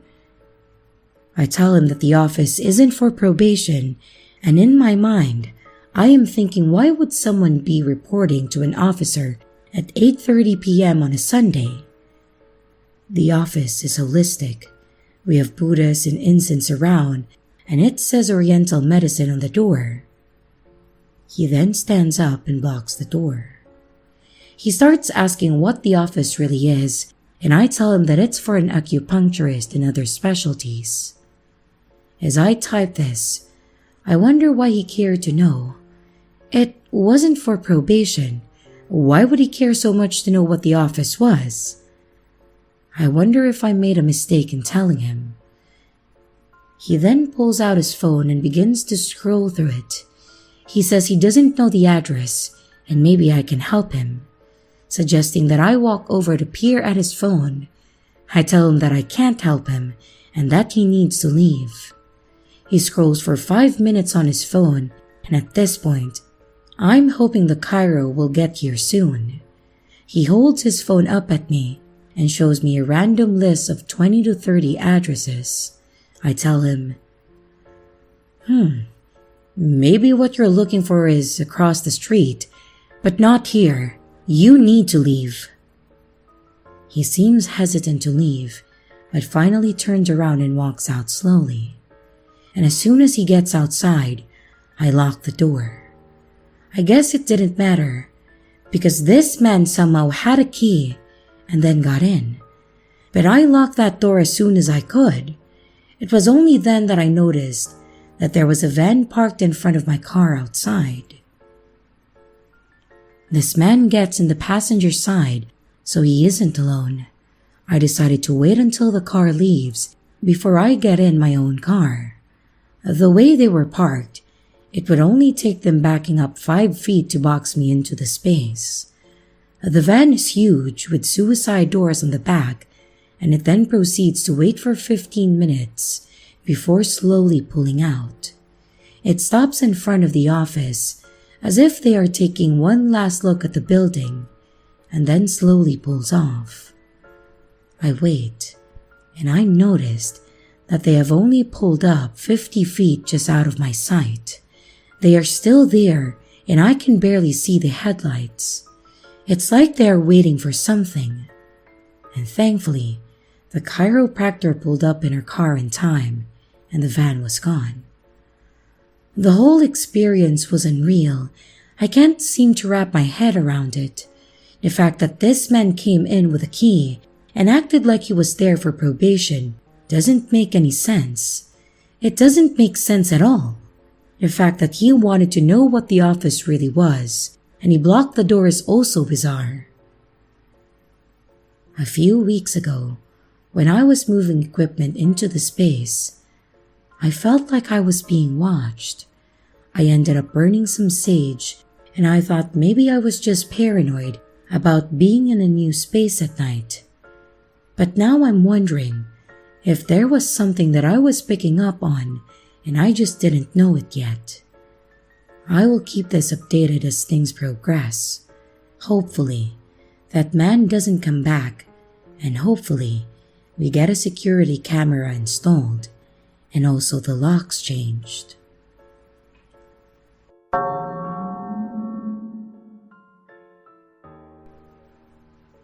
So this happened at the end of summer 2021, and I was reminded because of Facebook memories.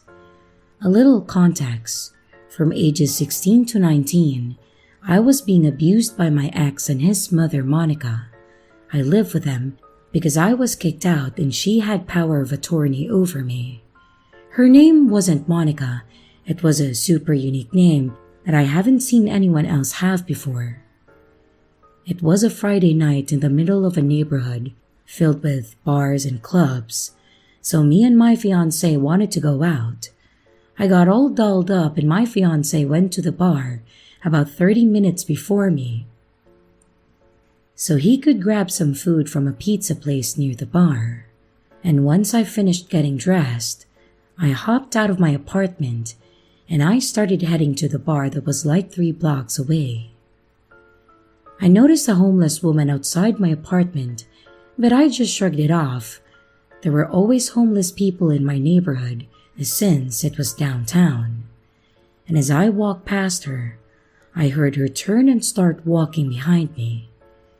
It definitely creeped me out, but I assumed that she was just heading my way or was gonna ask me for some cig or maybe money. But no, what happened sent a shiver down my spine.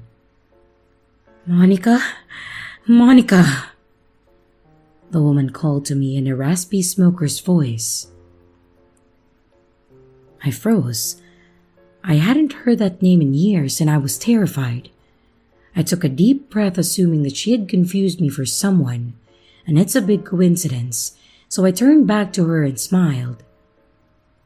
"Oh, sorry ma'am, I'm not Monica. I'm Lilac. Hope you find Monica though. Have a good night." And I turned to walk away. No, Monica. I know who you are," she said as she grabbed my shoulder and turned me towards her again. I was frozen in fear at this point and finally got a good look at her up close. She was probably in her early 60s, brown hair with grown-out gray roots. She had on multiple layers of coats and ripped scrub pants.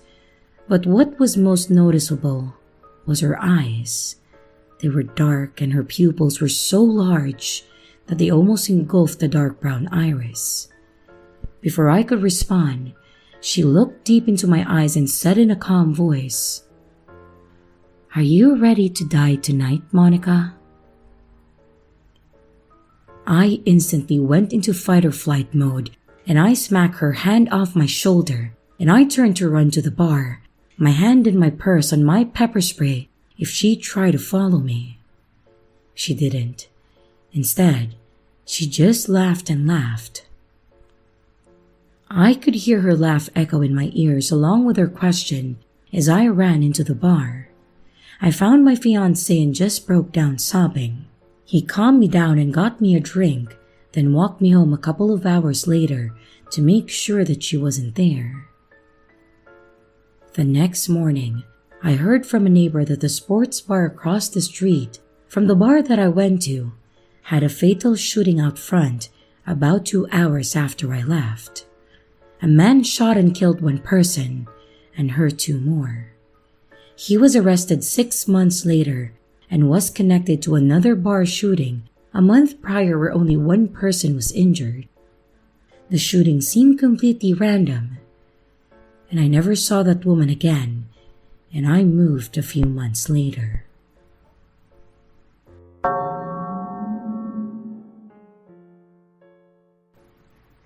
Earlier, I was on my way to work, and I stopped into a nearby gas station to grab a drink and a snack.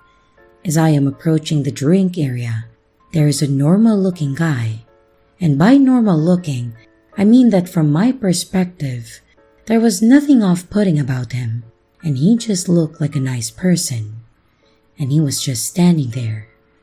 I see that it's a visibly tight space between him and the fridge doors, so I say, "Excuse me," so that I could politely walk by towards the water that I was eyeing up. As I go past him, he says, "What do you think this is?" As someone who has a sense of humor, I thought he was joking or giving me a hard time, so I just laughed and proceeded to grab the water. But then I see him staring at me out of my peripheral vision. So I looked over, and he is giving me a blank, menacing stare. The smile was wiped off my face very quickly, and I said, "What?" out of confusion. He then continues to stare at me and just says, "Yeah," almost as if he was implying that he was telling me off or making a point or something. I just tried to ignore it and I proceeded to grab a snack. As he approaches the register to check out, I overhear him say to the cashier, "I feel like people are following me today." To which the cashier responds, Who?" And he then repeats, "I feel like people are following me today." I then get in line behind him, and he very much intentionally drops his license, his debit card, and some other card. They drop behind him towards me, and he then turns around and just looks at me. He looks down at the cards and then back up at me. He slowly bent down to pick them up while staring at me, and then proceeded to leave the gas station while looking back. I have no idea what I just experienced, but it was very unsettling. I didn't say anything negative to him, nor was I rude in any manner when I was trying to move by him in the gas station. I did not follow him whatsoever, nor did I give him any reason to drop his personal cards behind him towards me. So I am continuing to ask myself, why did this man act this way? And why did I feel such a menacing energy during my entire time in there? I don't expect anyone to give me a specific reason as to what I experienced, but I just really needed to share what happened.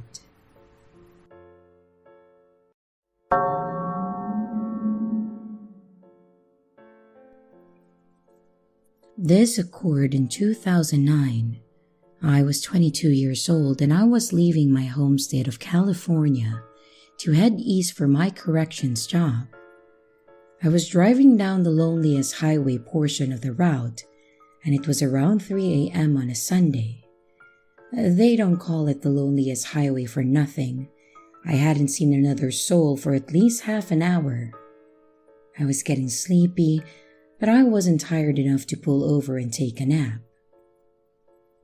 That's when I saw a broken down car on the side of the highway. I slowed, and I saw a woman standing next to the car. I approached this woman with caution, rolling down my window just a sliver. Something about her wasn't right.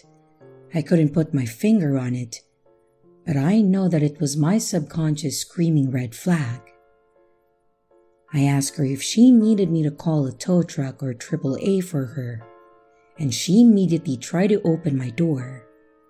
I explained to her that I didn't feel comfortable letting her in, but that I would wait until a tow truck came.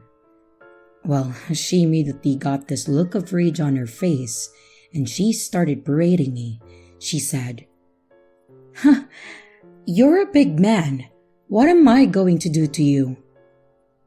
And she said that I was cruel for not letting her in. This is where I mess up. I can see this now 10 years later. I begrudgingly unlock my door, figuring that she's right. She's at most 5'2" and I'm over 6 feet, and have 100 pounds over her, and she looked to be about 90 pounds or so. She slips in, and I ask her who I can call. This was 10 years ago, so I had a little BlackBerry slide, I think, at that time. She then starts telling me that she would prefer if I just gave her a ride to the next town. Now, I'm starting to realize that I've done messed up because she's avoiding eye contact and she's fumbling in her purse, and when I mention calling for help, she's getting aggressive and demanding that I take her to the next town.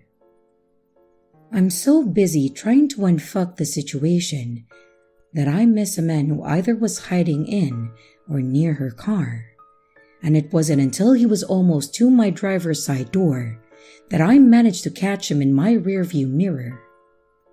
Flight or fight kicked in, and I put my car in drive, and I sped off right as this fucker was reaching for my car door.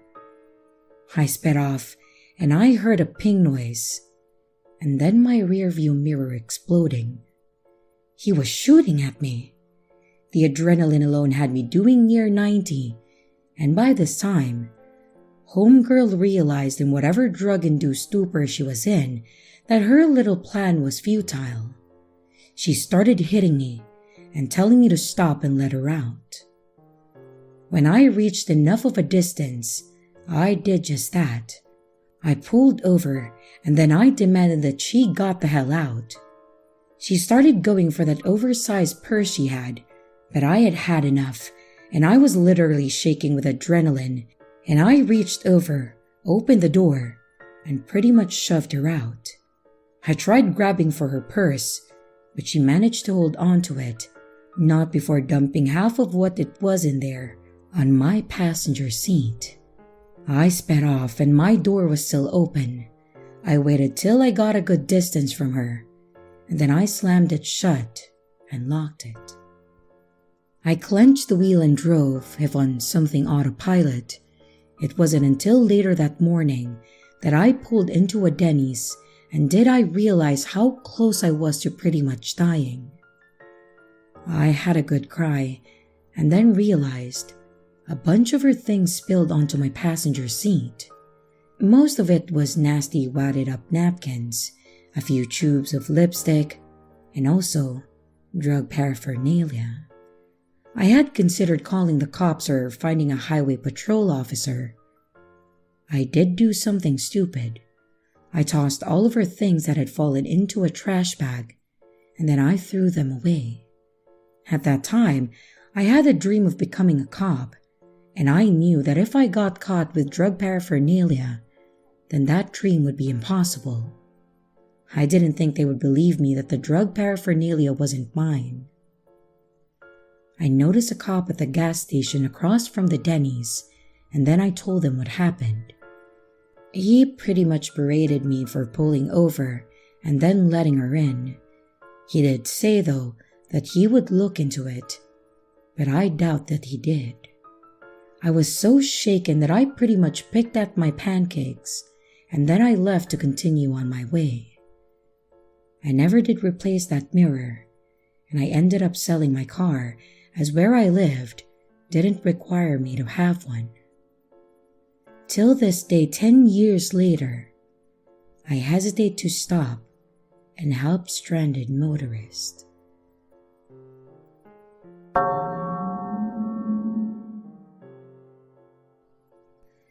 This story takes place a few years back when myself, my sister, and her 2 kids were all driving to a surprise birthday party for my older brother Matt. It was a bit of a drive, and we were actually going to be on the road for probably 10 hours heading east. But the drive was worth it because it was his first birthday back after having been deployed overseas, and he had only been home for around a month. And basically, we knew it was going to be a pain in the ass to get all the way out to our parents' house, but it was 100% worth it to see Matt, since it had been somewhere close to a year since we last saw him, and it seemed like he should be able to celebrate his birthday with his whole family. And like I said, the drive out east was going to take around 10 hours, and my sister and I were both adults, and my nieces were around 4 and 7. My sister drove for the first half, and I said that I would take the second half, as I knew that at 5 hours in, she would likely be in the back seat, keeping the little ones calm and collected. 4 and 7 are old enough to enjoy these kinds of car rides, but definitely not old enough to sit for 10 hours straight. And I honestly don't blame them. If it weren't for Matt, I wouldn't have sat through the trip myself.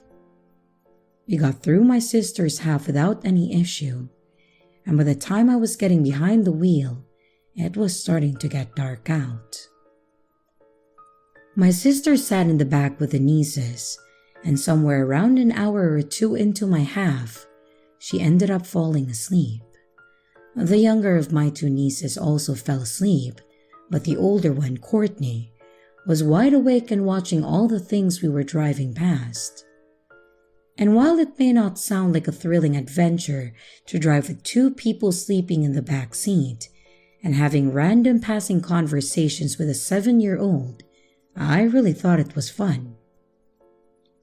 We were about an hour away from my parents' house when the actual event happened. And that's honestly what I have to call it, an event. Mostly because I honestly don't know what actually happened. So, as stated, my sister and the youngest were sound asleep, and we were about 9 hours into a 10-hour drive. I was watching the highway and my speed, and just basically having a nonsense conversation with my niece. I think it was about some cartoon that she was really into at that time. And as I am watching the highway for the most part, every once in a while, I glance up at the mirror and look at her. This is actually when the whole thing happened. I looked up in the mirror and said something to her. Then I glance back down and I see what I can only explain as an absolutely blinding white light. As soon as my eyes hit forward, I saw this seriously bright and all-encompassing flash of white. My first thought was that it was an oncoming car or something like that. But I just remember that immense and horrible sense of panic flooding through my body. What was weird, whatever it was, I never hit it. I thought that we were going to smash into it, and I remember screaming. Hell, I even recall hearing my niece screaming. But it apparently never happened.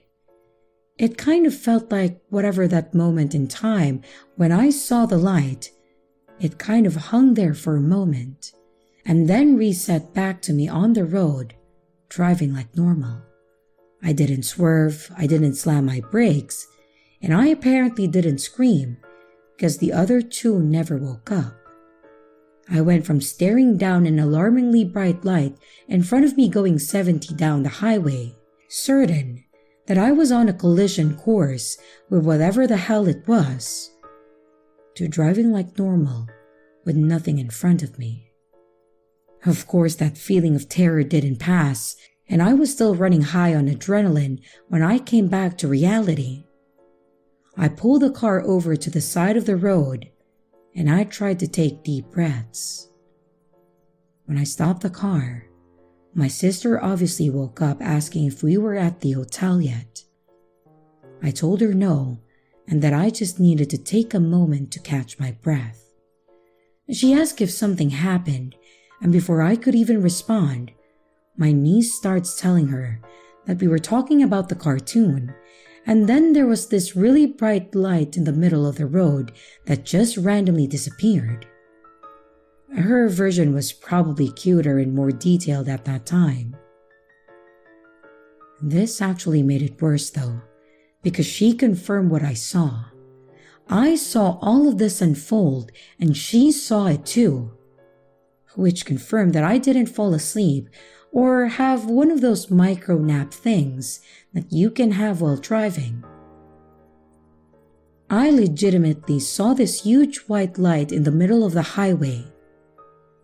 And unfortunately, there is no way for me to explain the whole resetting thing.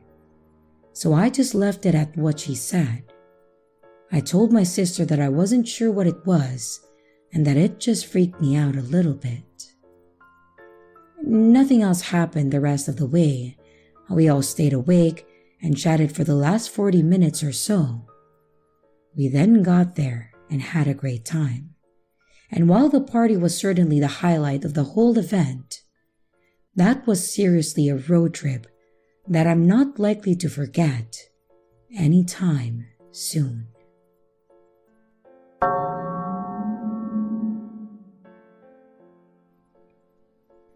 So this literally happened 30 minutes ago. I'm driving to work and it's about 3:30 a.m. I take 3 different routes to work, but I've been taking the same one for a while since there's construction everywhere else. I'm driving down this road and on either side of the road is all subdivisions. I'm listening to a podcast, trying to keep myself awake until I can go get some coffee. I start getting this uneasy feeling in my stomach, but I thought it was just my body telling me to get some caffeine and maybe something to eat. But I ignore it and I continue driving. All of a sudden, this guy starts running out in the middle of the road. I barely see him since he's wearing dark clothes. I manage to slow down and I notice that he looked pretty freaked out. Now, I listen to a lot of creepy podcasts ranging from true crime to supernatural, and I know the rules to stay safe in situations. Well, I wish I listened to them today. I normally wouldn't stop, but I knew that if something happened to me, I would want someone to stop, and so I did.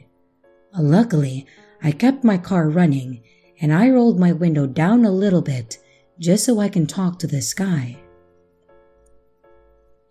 I asked him if he was okay, and he starts freaking out saying that someone was trying to kill him.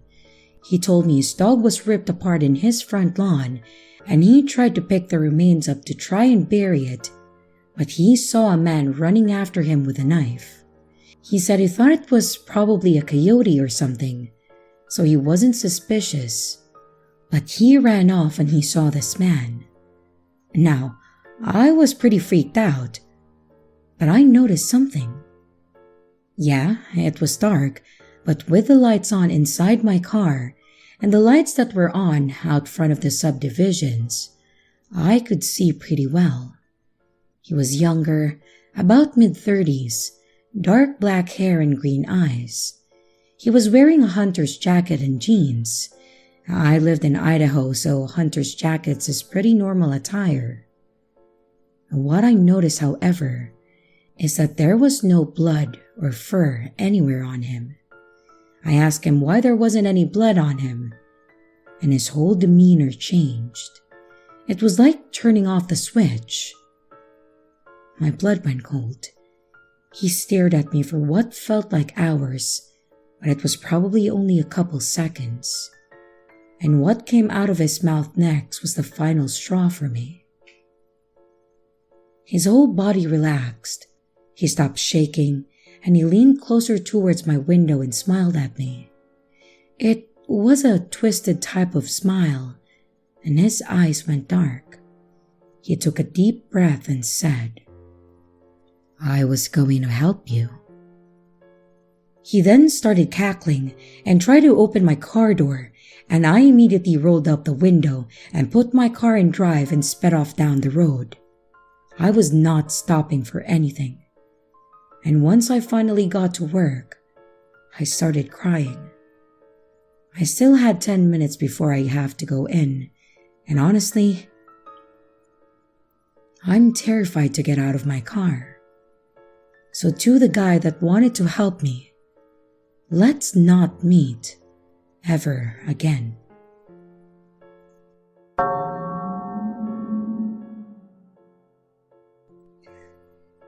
This happened a few years ago during a hiking and camping road trip that my sister and I were taking during my last summer vacation.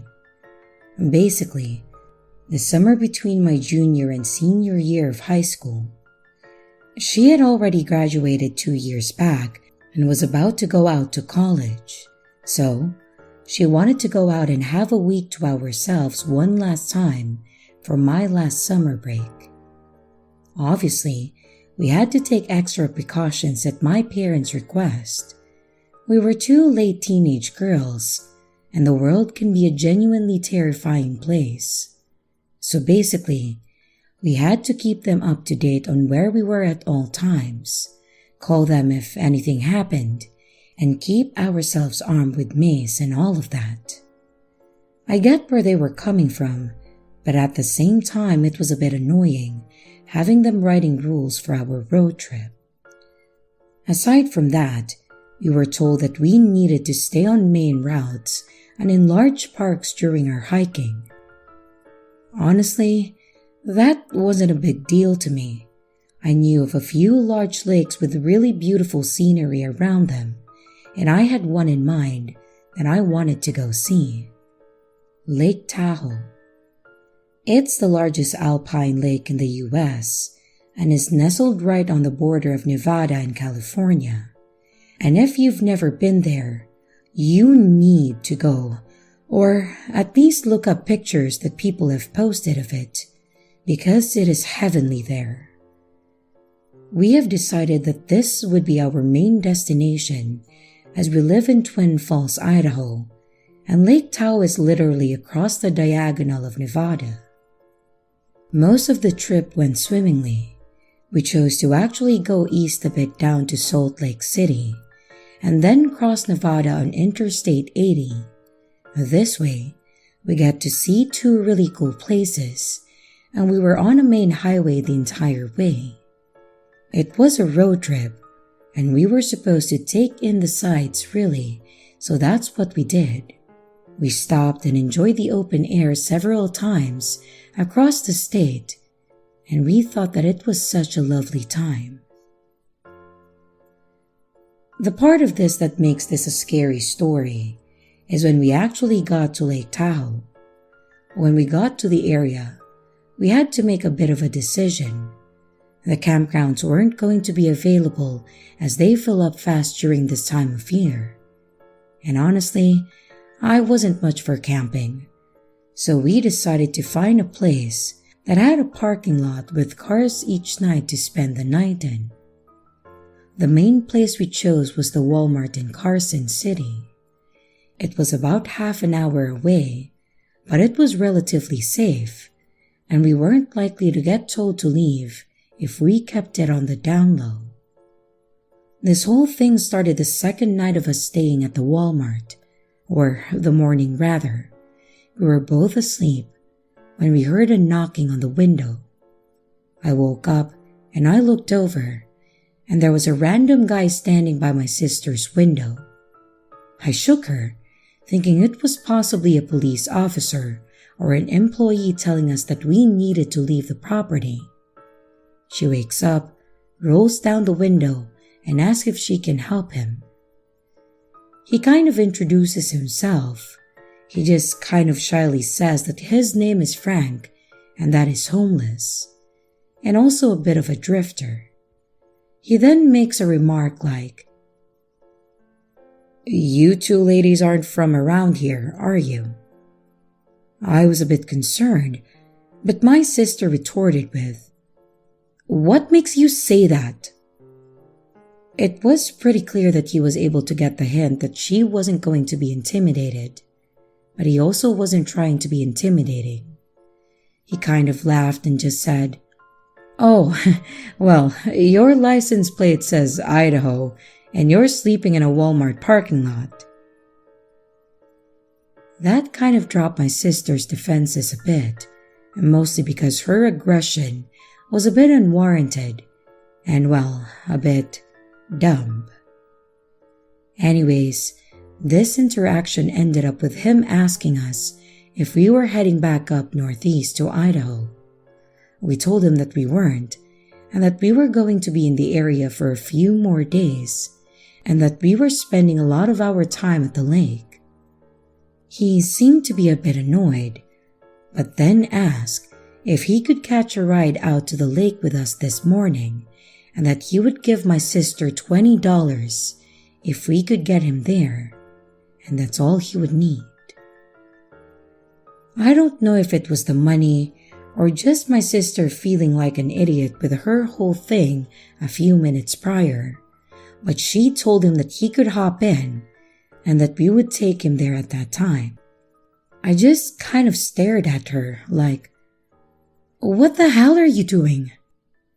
But she dismissed me and said that he just needed a quick ride and that I needed to be more trusting of people.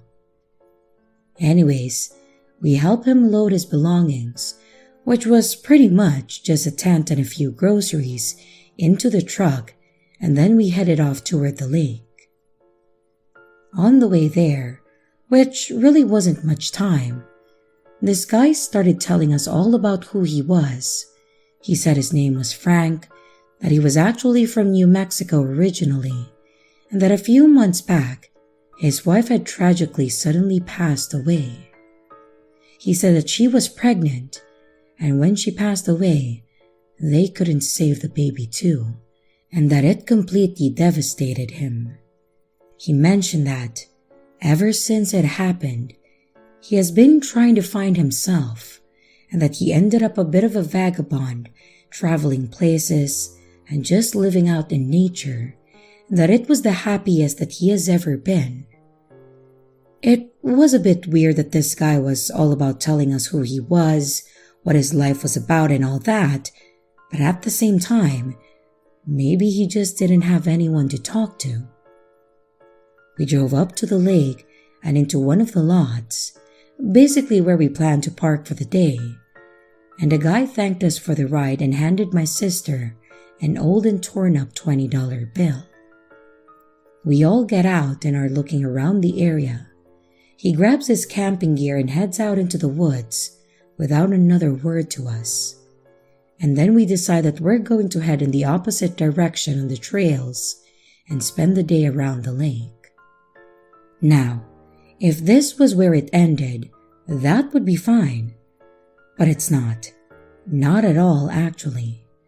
We were at the lake for a couple more days before we had to make our way back, and on the last day, we actually drove back to the same lot that we dropped the guy off at.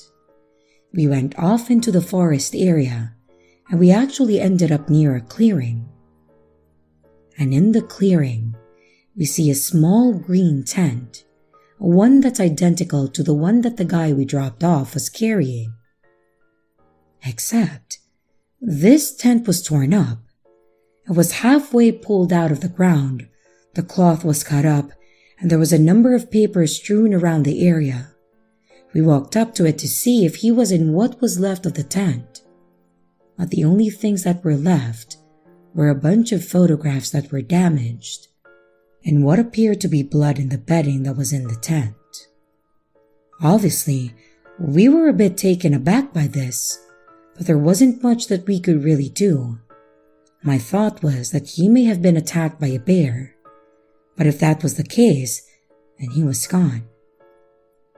My sister thought that maybe another vagabond attacked him, but really, all we could think to do was call the cops and let them know that there was a tent with blood, mostly because the blood meant something bad had happened. We called them, we made our report, and then moved back onto the trail and spent the last day at the lake. The next day when we were on our way home, we actually got a phone call from one of the police that had taken our statements. He asked us if we could come in and give some more information. But unfortunately, by the time he called, we were already several hours back into the state, and turning around would set us back by almost the full day. Thankfully, the officer understood and asked if we would just conduct the interview over the phone. My sister pulled over, she put her phone on speaker, and we had a quick conversation with the officer. It was pretty standard as far as conversations go. He asked us if we knew the individual that owned the tent that we had reported. We informed him that we didn't know anything beyond his name being Frank and that he was homeless. He asked us how we knew the individual, or more so how we had met the individual.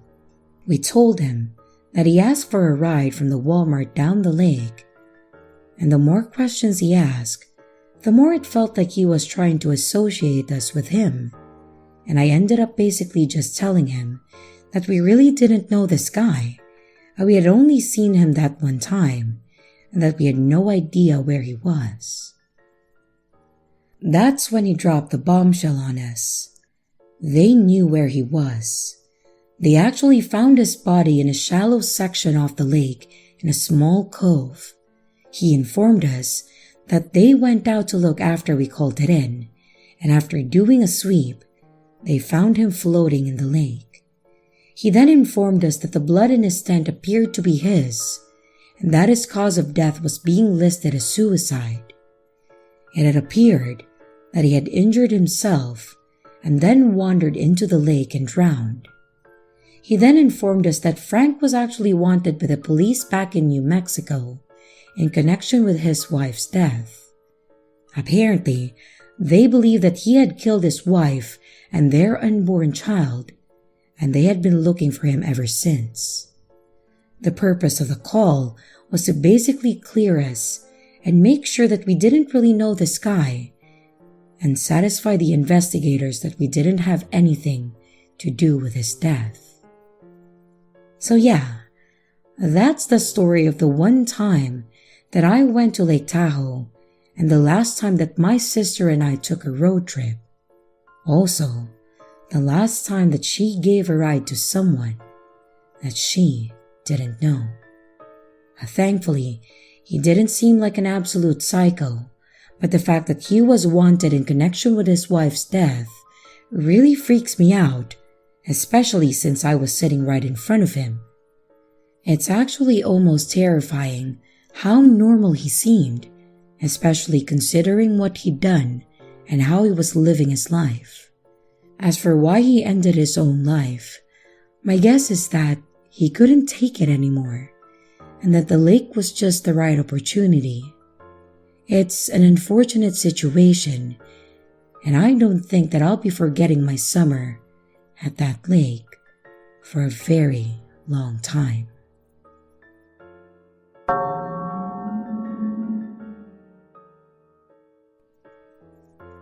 For the sake of the story, I don't recall every word of my conversations in this story. It was 15 years ago, so I will do my best to recreate them to make the story flow based on what I do remember. I was about 19 when I was offered a job by my cousin to work for our uncle's glass business. They install giant glass windows in tall buildings and skyscrapers. Not that it's too relevant to the story. The catch to the job was, I had to temporarily move to Destin, Florida from Tampa. My cousin lived up in Russellville, Alabama, and I wanted to go visit the family there and leave with them together to go back down to Destin. This was my first long-distance road trip, and my first trip away from my immediate family. Back then, I was driving a puke green Mercury Sable, a car barely capable of getting groceries back home. But in my invincible youth, I didn't care about that. I was just so pumped to be spreading my wings and getting out into the world that the risk didn't concern me. My mom and dad tried to get me to plan and pack better, knowing the trip could have its pitfalls. But it wasn't like the trip was going to take days, and fast food exists, so I wasn't stressing about that. I mean, I'm not stupid. I packed for the trip and staying for a few months in Destin. But they wanted me to bring food, water, emergency supplies, and etc. And I declined because it wasn't the 1930s, and of course, there were gas stations at every exit, and I had a razor flip phone. My thinking was, what could possibly happen on two busy interstates?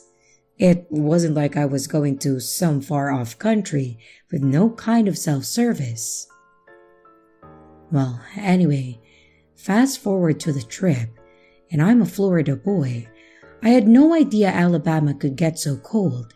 I had no idea the heat was broken in my car, since I had never used it. At first, I'm thankful because by the time that I reach Alabama, I'm tired as hell, and I had made a lot more stops than I anticipated. I still had a few hours to go, and the cold air was keeping me awake. Finally, I pull off the interstate and start heading through these smaller numbered roads. The roads didn't have conventional names like in Florida. They were just numbered, which I really found odd. And after driving on those a bit, I start being sent down gravel roads. This was the days of MapQuest, so I didn't have a GPS guiding me through just paved roads or rerouting me around roadblocks. I was starting to get hungry and thought back to my parents telling me to pack food. I should have listened. The sketchiest thing with MapQuest was that you just printed out the directions. You didn't have a map to fall back on, so going out of your way to find fast food and an exit came with the potential of legitimately getting lost. So I had passed a few signs telling me to turn off for food because I was tired and I didn't want to chance it. Instead, I was looking for something off the side of the road that I could easily pull in and pull back out with no fuss. And more importantly, no risk of getting lost. My prayers were answered a little down the road when I saw a beat-up old country grocery store on my right-hand side. It didn't even have a name. It just said, "Grocery," across the front of the white building. I pulled in because the light shining across the grocery sign was on, but I found it odd that most of the lights inside were off. This gave me the creeps a little, but it didn't stop me from going up that door. I was starving, and maybe this was a 24-hour place. I saw a shadow move across the back of the long aisles as I approached the glass door, and surprisingly, it opened. At this point, I half expected them to be closed, well, mainly due to the lack of lighting inside, and I hoped an owner would take pity on a tired traveler and let me grab some snacks. I called out, hello?" No one answered. I said something along the lines of, "I saw you when I had pulled up and I was hoping you're still open." Again, no answer. Now, this was really naive of me, but I assumed that maybe the owner was older and couldn't hear me. Or maybe he was deaf, so I went further back into the store. It honestly didn't smell great inside, and I hoped they had at least some chips or something. At least those were sealed. And then suddenly, a man emerged from the back and said, "I'm so sorry. We were just about to close. "How can I help you?" he asked with a smile. He nearly made me jump out of my skin at first, but he seemed friendly enough. Not the old man that I was picturing, but actually a younger guy, maybe in his 30s. "Yeah, I just came up from Florida. It's really been a long drive. I was hoping you guys had something to eat for the trip." "Oh, we have plenty. What are you looking for exactly?" he said, without taking his eyes off of me. The guy had a weird unblinking stare that put me on edge. But what made me the most uncomfortable was his smile. He smiled big, but his eyes never moved. As in, the only way you could tell he was conveying an emotion was by looking at his mouth. The rest of his face stayed the same. Most people you could tell that they're smiling, even if their mouth was covered, because you smile with your whole face. But not this guy. "Just some chips, maybe a Coke. Do you have Doritos?" I said. "Of course," he said, walking past me. He locked the door behind me before turning and smiling.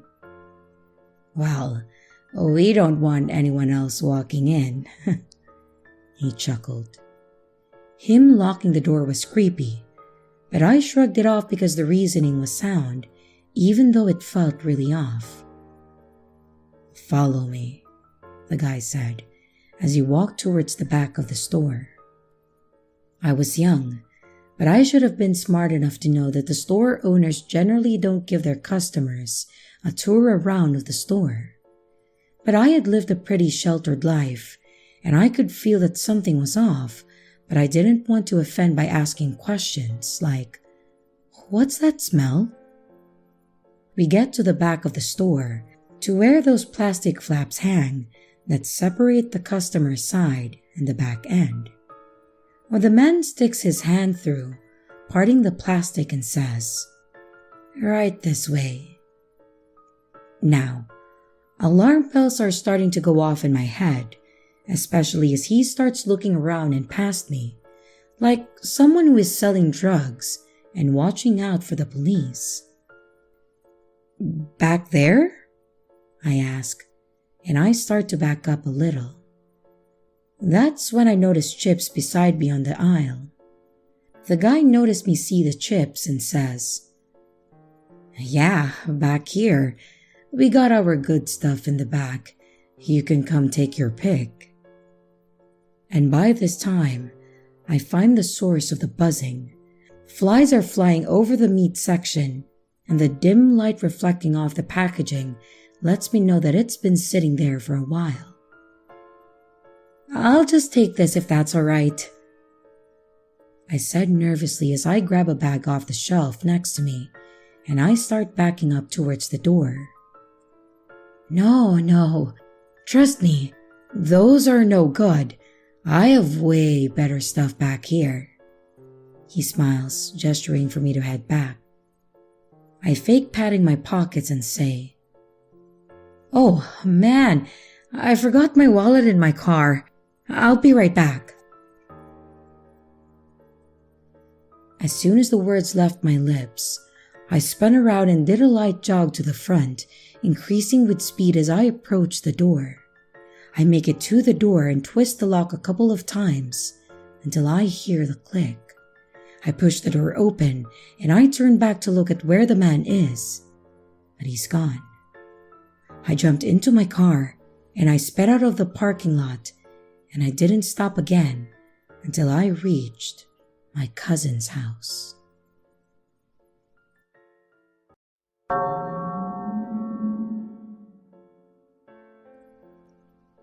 This was back in 2015, where I was 16 years old. I'm male, by the way. This was in the summer, where both my parents went to visit some of our relatives out of town, and they would not be home for 3 days. I was the only child, and I was the only one left in the house. My grandma did visit me every single day to make me lunch. They did not ask that of her, since I did know how to cook, but who can stop her, right? But of course, she didn't stay during the nights. And that's when I went wild, watching movies, gaming, watching YouTube, everything you could picture a 16-year-old doing when his parents aren't home. So the second night I was watching a movie and I ran out of chips. I paused the movie and I went down in the kitchen to grab some more. But that's when I hear a window break and a door opening. The kitchen was separate from where the living room was, where the door has been opened. I grab a knife and I slowly peek my head around. And there he was, a tall man around 2 meters, 6 feet, and had a baseball cap, some old jacket, probably leather, and it was torn on the right sleeve. My phone was in the room upstairs. From the kitchen door, the stairs were directly to its right, so in my dumb mind, I was thinking that I could sneak past him and then lock myself in. He was going through the shelf next to the door, very loudly I must say, and so I got to the stairs somehow. And then he turns around and then realizes that I was there. Out of fear, I guess, I screamed and I threw the knife at him. I missed him, but it hit the wall beside his head, sticking the knife in there. I guess he got scared by me, my savage screaming and the throw, so he ran out before I could grab another knife. And yes, I did run back to get another. Adrenaline is one hell of a drug. When I saw him left, I ran to my room and then I called the cops. They came quickly and just took fingerprints and any DNA samples that they could find. The next morning, I called my parents and they came back around the noon. I don't know why, but I kept the knife lodged into the wall next to the door. So the first question asked is, why was there a knife in the wall? My family then changed the front door with a more heavy-duty one, and they arrested the guy within the same week. One of the cops told me that the guy was thinking that I was going to kill him and try to call the police on an attempted murder. So I guess the moral of the story is hide when someone is robbing your house, or learn how to act like a maniac.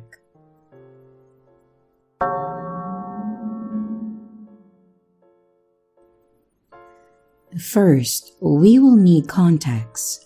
My old house was pretty pumped up on security. We had a finger ID, passcodes on doors, and cameras everywhere, and an automatic security system that could either call the police or play a fake "the cops have been called blah blah blah" kind of audio. And this story happened a few years back. My dad noticed a weird-looking man, pretty covered up, lurking on the street just outside our house. We thought nothing of it since sometimes you get the occasional drunk or high person just wandering around. But this man started to inch closer to our house, first being on the opposite side of our street, and before we knew it, he was basically on our property. We just sort of watched him to see what he would do, and I'm pretty sure that we got bored and walked away and just forgot about it. But then, we started to hear strange noises coming from downstairs, where our front door was. So, we decided to switch on the camera, and sure enough, this guy is banging on our door, trying to get in, then he looks through a window. He then gives up, and then starts to go around the side. There was a set of stairs that lead to the upper area where we were. He then starts to head up the stairs, which then sent my dad to go to the other side of the house with a knife, and then scream at him. This guy runs down and we don't see him again. Well, that's the end of the story, right? Wrong. This guy comes back again, and I guess he saw that the car was gone from the driveway. My dad had gone to get something, leaving me and my mom at home. And then he looks around. We didn't want to confront this guy, So I had the idea of playing the fake cop alert that could be heard outside. So we played it, and as soon as the guy heard it, he ran. We never saw him again, and never want to. What makes this story creepier is that on the news later, it showed a guy who lurked around houses and killed people had been arrested. And when we looked, it was the same man who was at our house.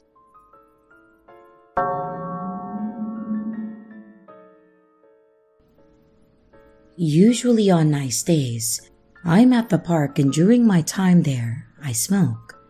After parking under the tree next to a blue SUV, I start getting high. There are other people at the park, but just us two were parked together with 3 spaces in between. I look over to my left, and there's this old guy leaning into my car window asking me questions. I'm nervous as hell, so I pick up my phone and then start scrolling on Facebook. He then proceeded to ask me my name, and I said Lily. He then asked where I lived, and I pointed in some random ass direction. He then tells me how he wanted to cook and that he lives in his $50,000 SUV. And to be honest, I didn't care. So I'm still looking at my phone, and I put out the blunt. And he is now telling me that he is 50, which to be honest, he looked like he was 70. And he loved how beautiful my skin was. Now, I'm freaking the hell out. I'm high, so I'm nervous and irritated, but I also didn't want to be rude. So I just said, "Oh, thank you." He then said if I wanted to smoke with I could, since he's always at that park. I told him that I had a girlfriend and that I am not interested, and he says, "Well, I guess I'm holding you up." And I replied, "Yes." I start putting on my seatbelt and I turn my car on, and still leaning in my window, he says, "I love you." And I just say, okay. He starts walking back to his car, laughing as I'm rolling my shits up. He leaves before me, and I follow him to the intersection. And I did that because I wanted to get his license plate and to see which way he was going. Now I'm paranoid and just driving around because I didn't want to potentially lead him to my house. And when I felt comfortable, I knew he wasn't around. I booked it home, and I haven't left since. I know I could have left sooner, but this was my first ever encounter like that at this park. So if you have any good advice for the next time, please let me know.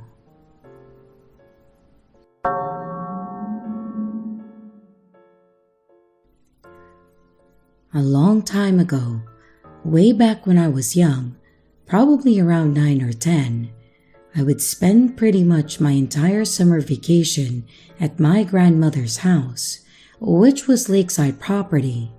The edge of her backyard actually lined up with one of the larger lakes in our area, and it was a really neat place to stay for the summer.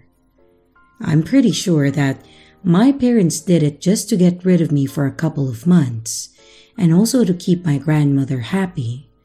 But I loved it. It didn't feel like I was being exiled from my own home at all.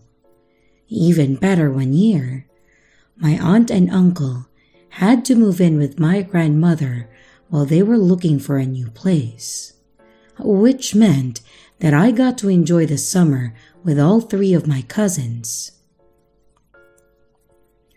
Back when I was that age, my cousin Pete was actually one of my best friends. When he and I would get together, we would be inseparable. He was older than me by only 4 months, so it was almost like we were twin brothers. Always doing the same thing, we enjoyed the same things, and we acted pretty much the same. That is to say, that we were both a bit rowdy and considered the troublemakers. Well, anyways, on to the story. This took place back when I was about 10, going on 11. I was, like I said, a bit of a troublemaker. I was a smart kid, but I also had a bit of a mouth on me, in that I would talk back and make witty quips or remarks to adults that would typically land me in trouble. I guess you could say that I was a bit rude, honestly. The only person that could really put me in my place was my grandmother.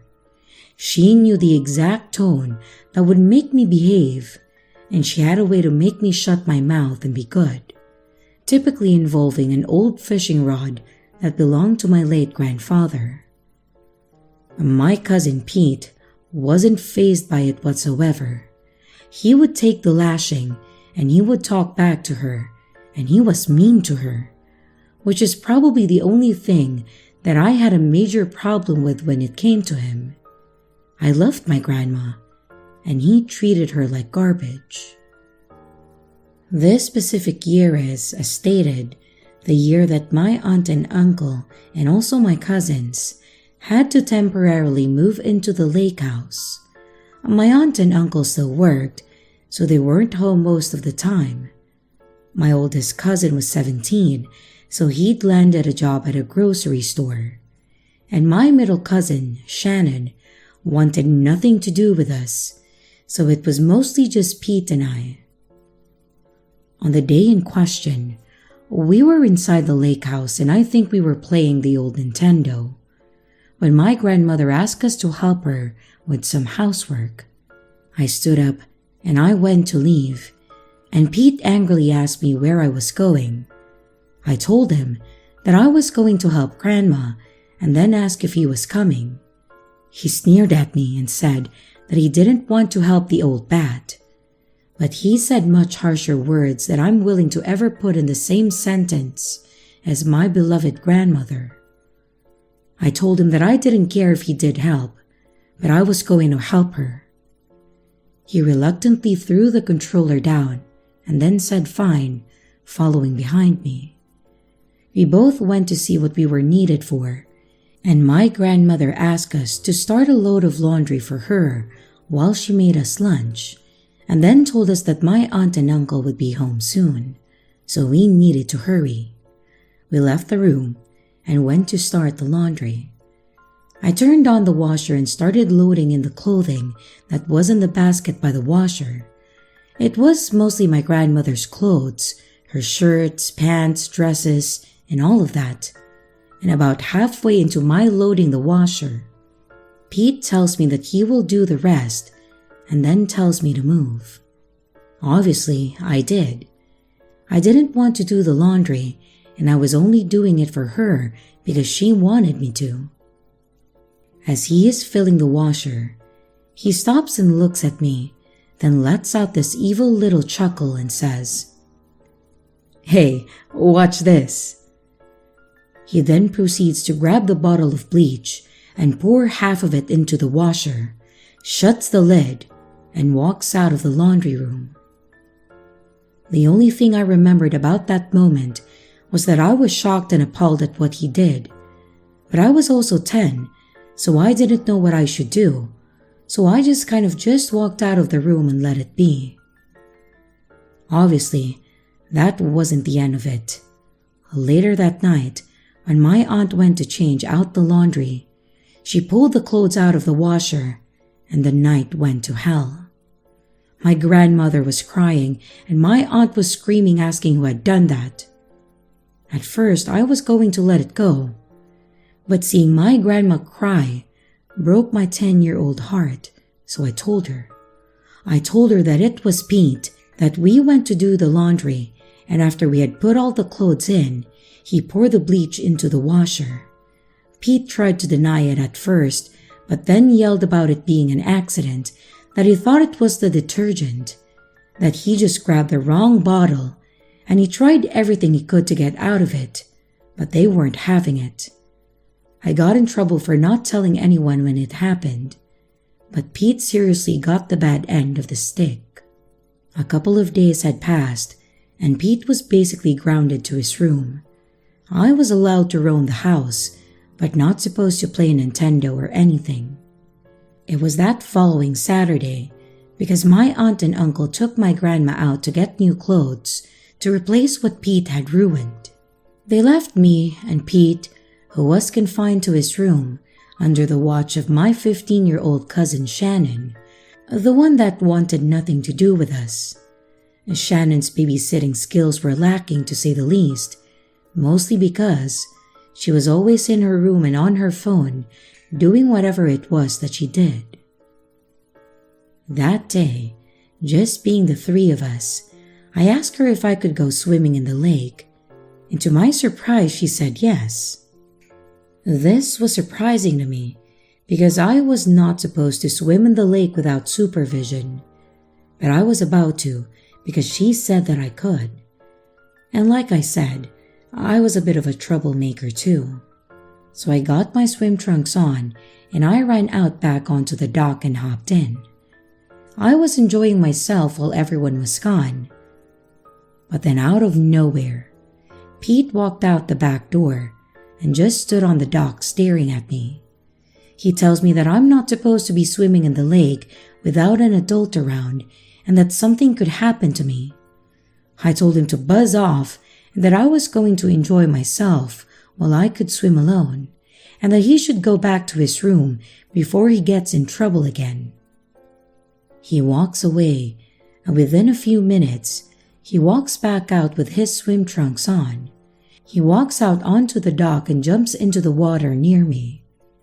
I was annoyed that he wasn't going to leave me alone. But in the end, it was what it was and I just went back to enjoying the water. After about a minute or two, he calls me over to where he was standing in the water and I swim over to him. In a hushed tone, he asked me why I told my aunt that he put the bleach in the washer. I told him that it wasn't right and that I told her because he had hurt our grandma. He huffed at me and he told me that I shouldn't have told on him and that it was my fault that he was grounded for the rest of the summer. I told him that it was his own fault and that he shouldn't do things that he does to get in trouble. Unfortunately, that's one of the last things that I remember about this encounter, because within a moment's time, Pete had his hands around my neck and my head underwater. I remember splashing, and I remember trying to yell, and I remember trying to scratch at him or hit him or do anything that would get him to loosen his grip, but none of it worked. Obviously, I didn't die. I'm here to type this story out, but I know that I came close. The next thing I remember is lying on the dock with my cousin Shannon standing over me, alongside some random guy that I'm assuming was at the lake and saw what happened. And I remember that someone else was basically holding Pete down onto the ground. The next thing that's in my hazy memory of events was being in an ambulance and being checked for. I'm assuming breathing, having the oxygen mask on me, and being talked to by a paramedic. The rest of this story, unfortunately, is what I was told by my cousin Shannon. She said that she was in her room and had actually gone to get Pete to tell him to go outside and swim with me because she was actually going to join us and she didn't want him in the house alone. She said that she went into his room and he wasn't there. And when she had gone to the kitchen where the back door was, she saw him jumping into the lake. She went back to get her swimsuit on, and when she had gotten out back, she actually caught the tail end of Pete holding me under the water. She said that as she ran outside, I had actually stopped flailing, so I was out. She told me that the other guy was a good Samaritan that had actually seen Pete choking me, and that he had run over to help get me out of the water, and that the person holding Pete down was the guy's son. The guy was apparently a nurse and had managed to get me breathing again, but he said that they needed to call the ambulance because I could have brain damage. I was apparently out for a little bit before I faded back into consciousness. Of course, this was probably the worst summer of my life. My own cousin, and at that time best friend, tried to murder me because I snitched on him. I got to spend a day in the hospital and got to experience nearly drowning. If you're curious, my cousin Pete is in prison, but not for this, but for other charges: grand larceny, attempted murder, and assault of a police officer with intent to do bodily harm. Obviously, he never changed, and that summer was the last time that he and I ever spoke. He was in and out of juvie as a teenager, and then moved up to much worse crimes, obviously. So while that summer was full of experiences, it's one that left me a bit mentally scarred. I'm now terrified of water, and really, I hope that someday I can just forget it and go swimming again. Though, that's not likely to happen anytime soon.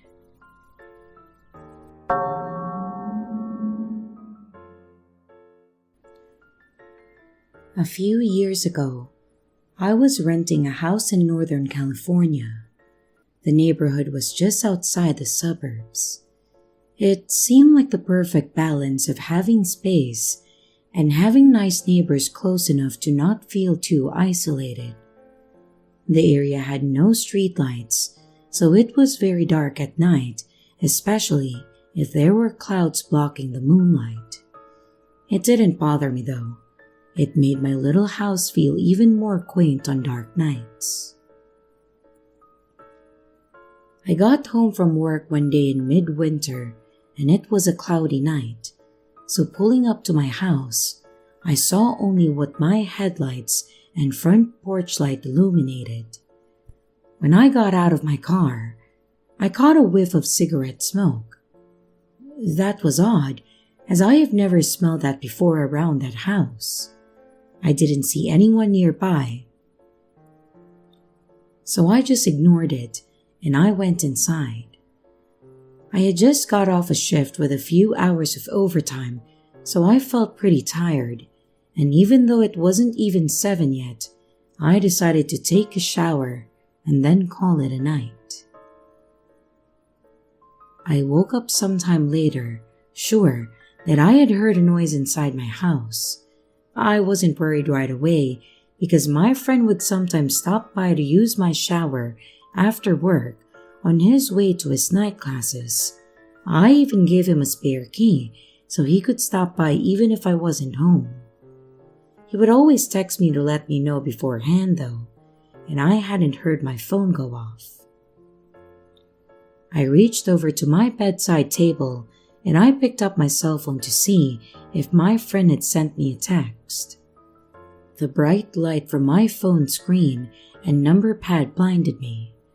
These were the days before phones had a light sensor that would dim the screen in the dark, and this particular phone was so bright that I could use it as a flashlight.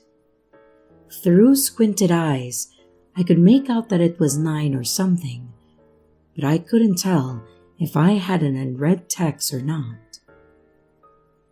I set my phone aside and I called out my friend's name.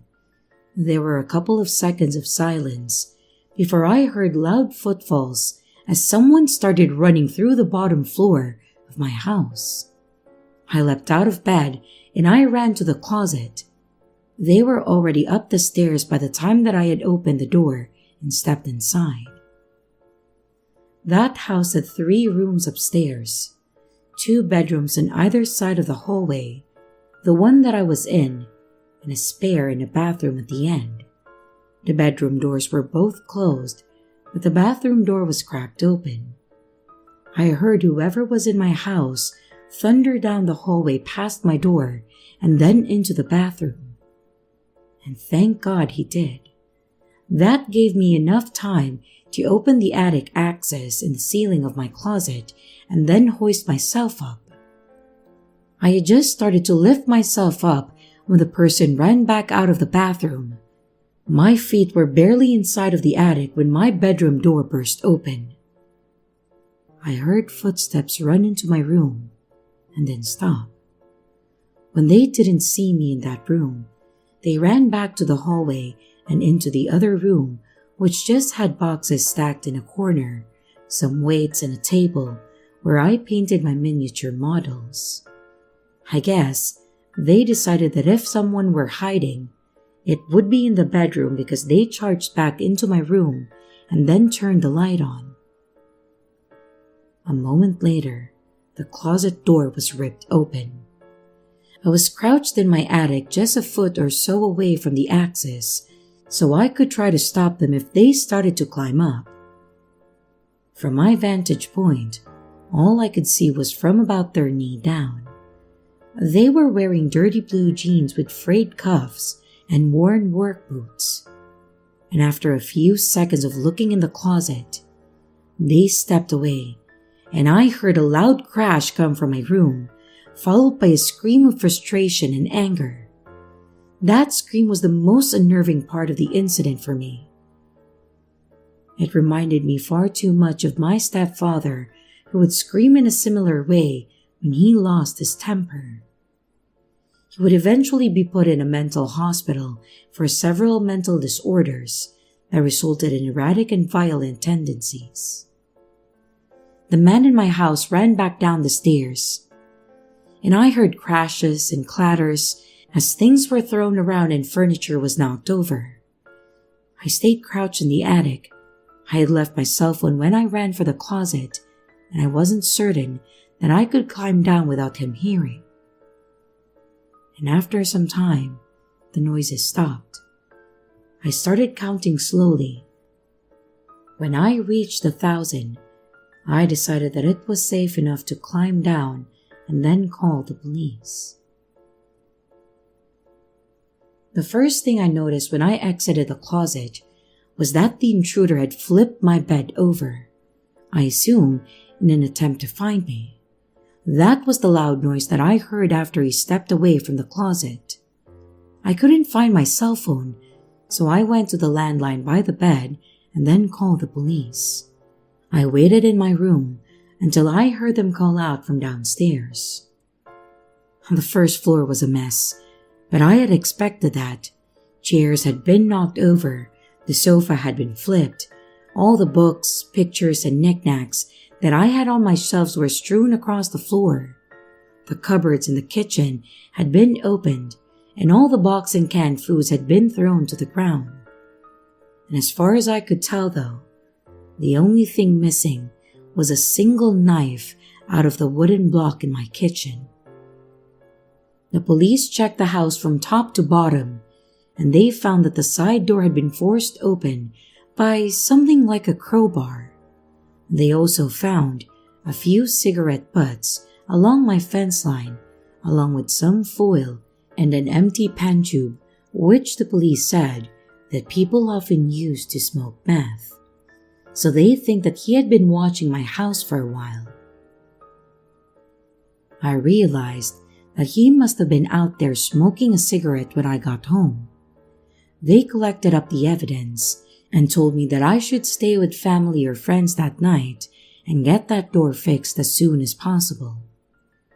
I opted to just not sleep, and I moved the shelf over to block the broken door and spent the next couple of hours cleaning things up.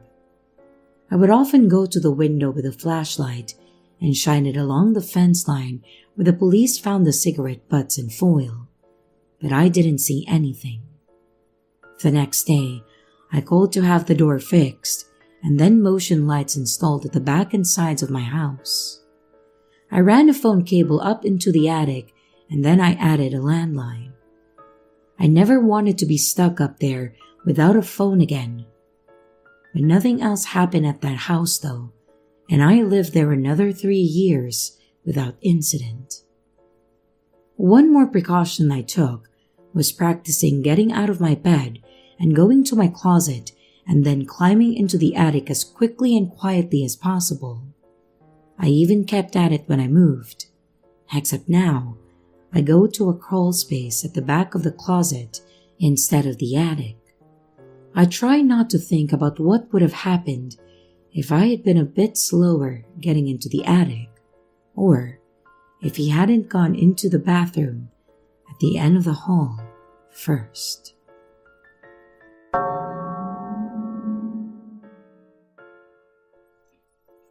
Way back when I was a kid, my father, my brother, and I would spend most of our summers off of school out in a certain lake near Ontario, Canada. I'm not going to name the specific lake because I don't want to be more detailed than Ontario. But I'm sure you internet sleuths out there could figure it out with enough time and detail. Anyways, we lived pretty close to the said lake, and my dad was all about nature, so the three of us would spend hours of each day out just on the lake, either on the shore or in our small rowboat fishing. We had a lot of luck out there, and we always caught something. But we were strictly catch and release though. We never kept or ate any of the fish that we caught. After my dad passed away when I was about 15, my brother and I wanted to keep the traditions alive, and we wanted to keep going out to the lake to go fishing in his honor. I know that's a weird way to honor someone, but it was the closest we ever were to our dad, and it was some of the best memories that we'd ever created. Basically, it was kind of like being there with him without him being there. It was a bit emotional, but it was nice. Now, with the backstory of my dad and why we were there out of the way, I think I should kind of explain how this lake was situated. It's a fairly small lake situated in a number of larger lakes, in that it's part of a grouping of lakes and is kind of on its own. It's got a few areas that cove off, and there's actually one section that almost looks like an underwater cave, like it goes under the land that's been lifted a little bit over time. Because of this, it's actually a really good fishing spot for the bottom dweller type fish, namely catfish and bass. We typically would take our small boat onto the lake and then fish in the center, but sometimes we would fish off the edge. Just near where the cave-like area is, there are a lot of trees, and it leads into a decent-sized forest area. Now, this all seems like it's completely boring and irrelevant to the whole thing, but I think it's actually critical to know that this lake is by wilderness and are areas that aren't commonly traversed by people. This story is actually the last time that my brother and I ever went to that lake, mostly because of what happened. This happened around the time that I was 17, so 2 years after my dad passed, in our 3rd year of going together. Everything went as normal. We got out to the lake early in the morning, and we got our small boat in the water, and we were ready to catch some fish. The lake was a bit cooler that morning. It had rained some overnight, but it was also summer, so it was muggy and foggy, and I didn't expect to catch anything, to be honest. But after about half an hour, we had actually had a few hits and caught some smaller fish. About 2 hours into the morning, so somewhere around 7:30 or so, we were floating in the lake and came up near where the cave area was. When I say near, I just mean in the general vicinity, nowhere actually near the cave itself, but we could just see it. I'm sitting there with my pole in the water, and my brother is dozing off behind me. And out of nowhere, we start to hear this weird gurgling noise. We both kind of perk up and look around, just thinking, what the hell is that? When it slows to a stop. By this point, we are both invested, searching around us for bubbles, and then we hear it again.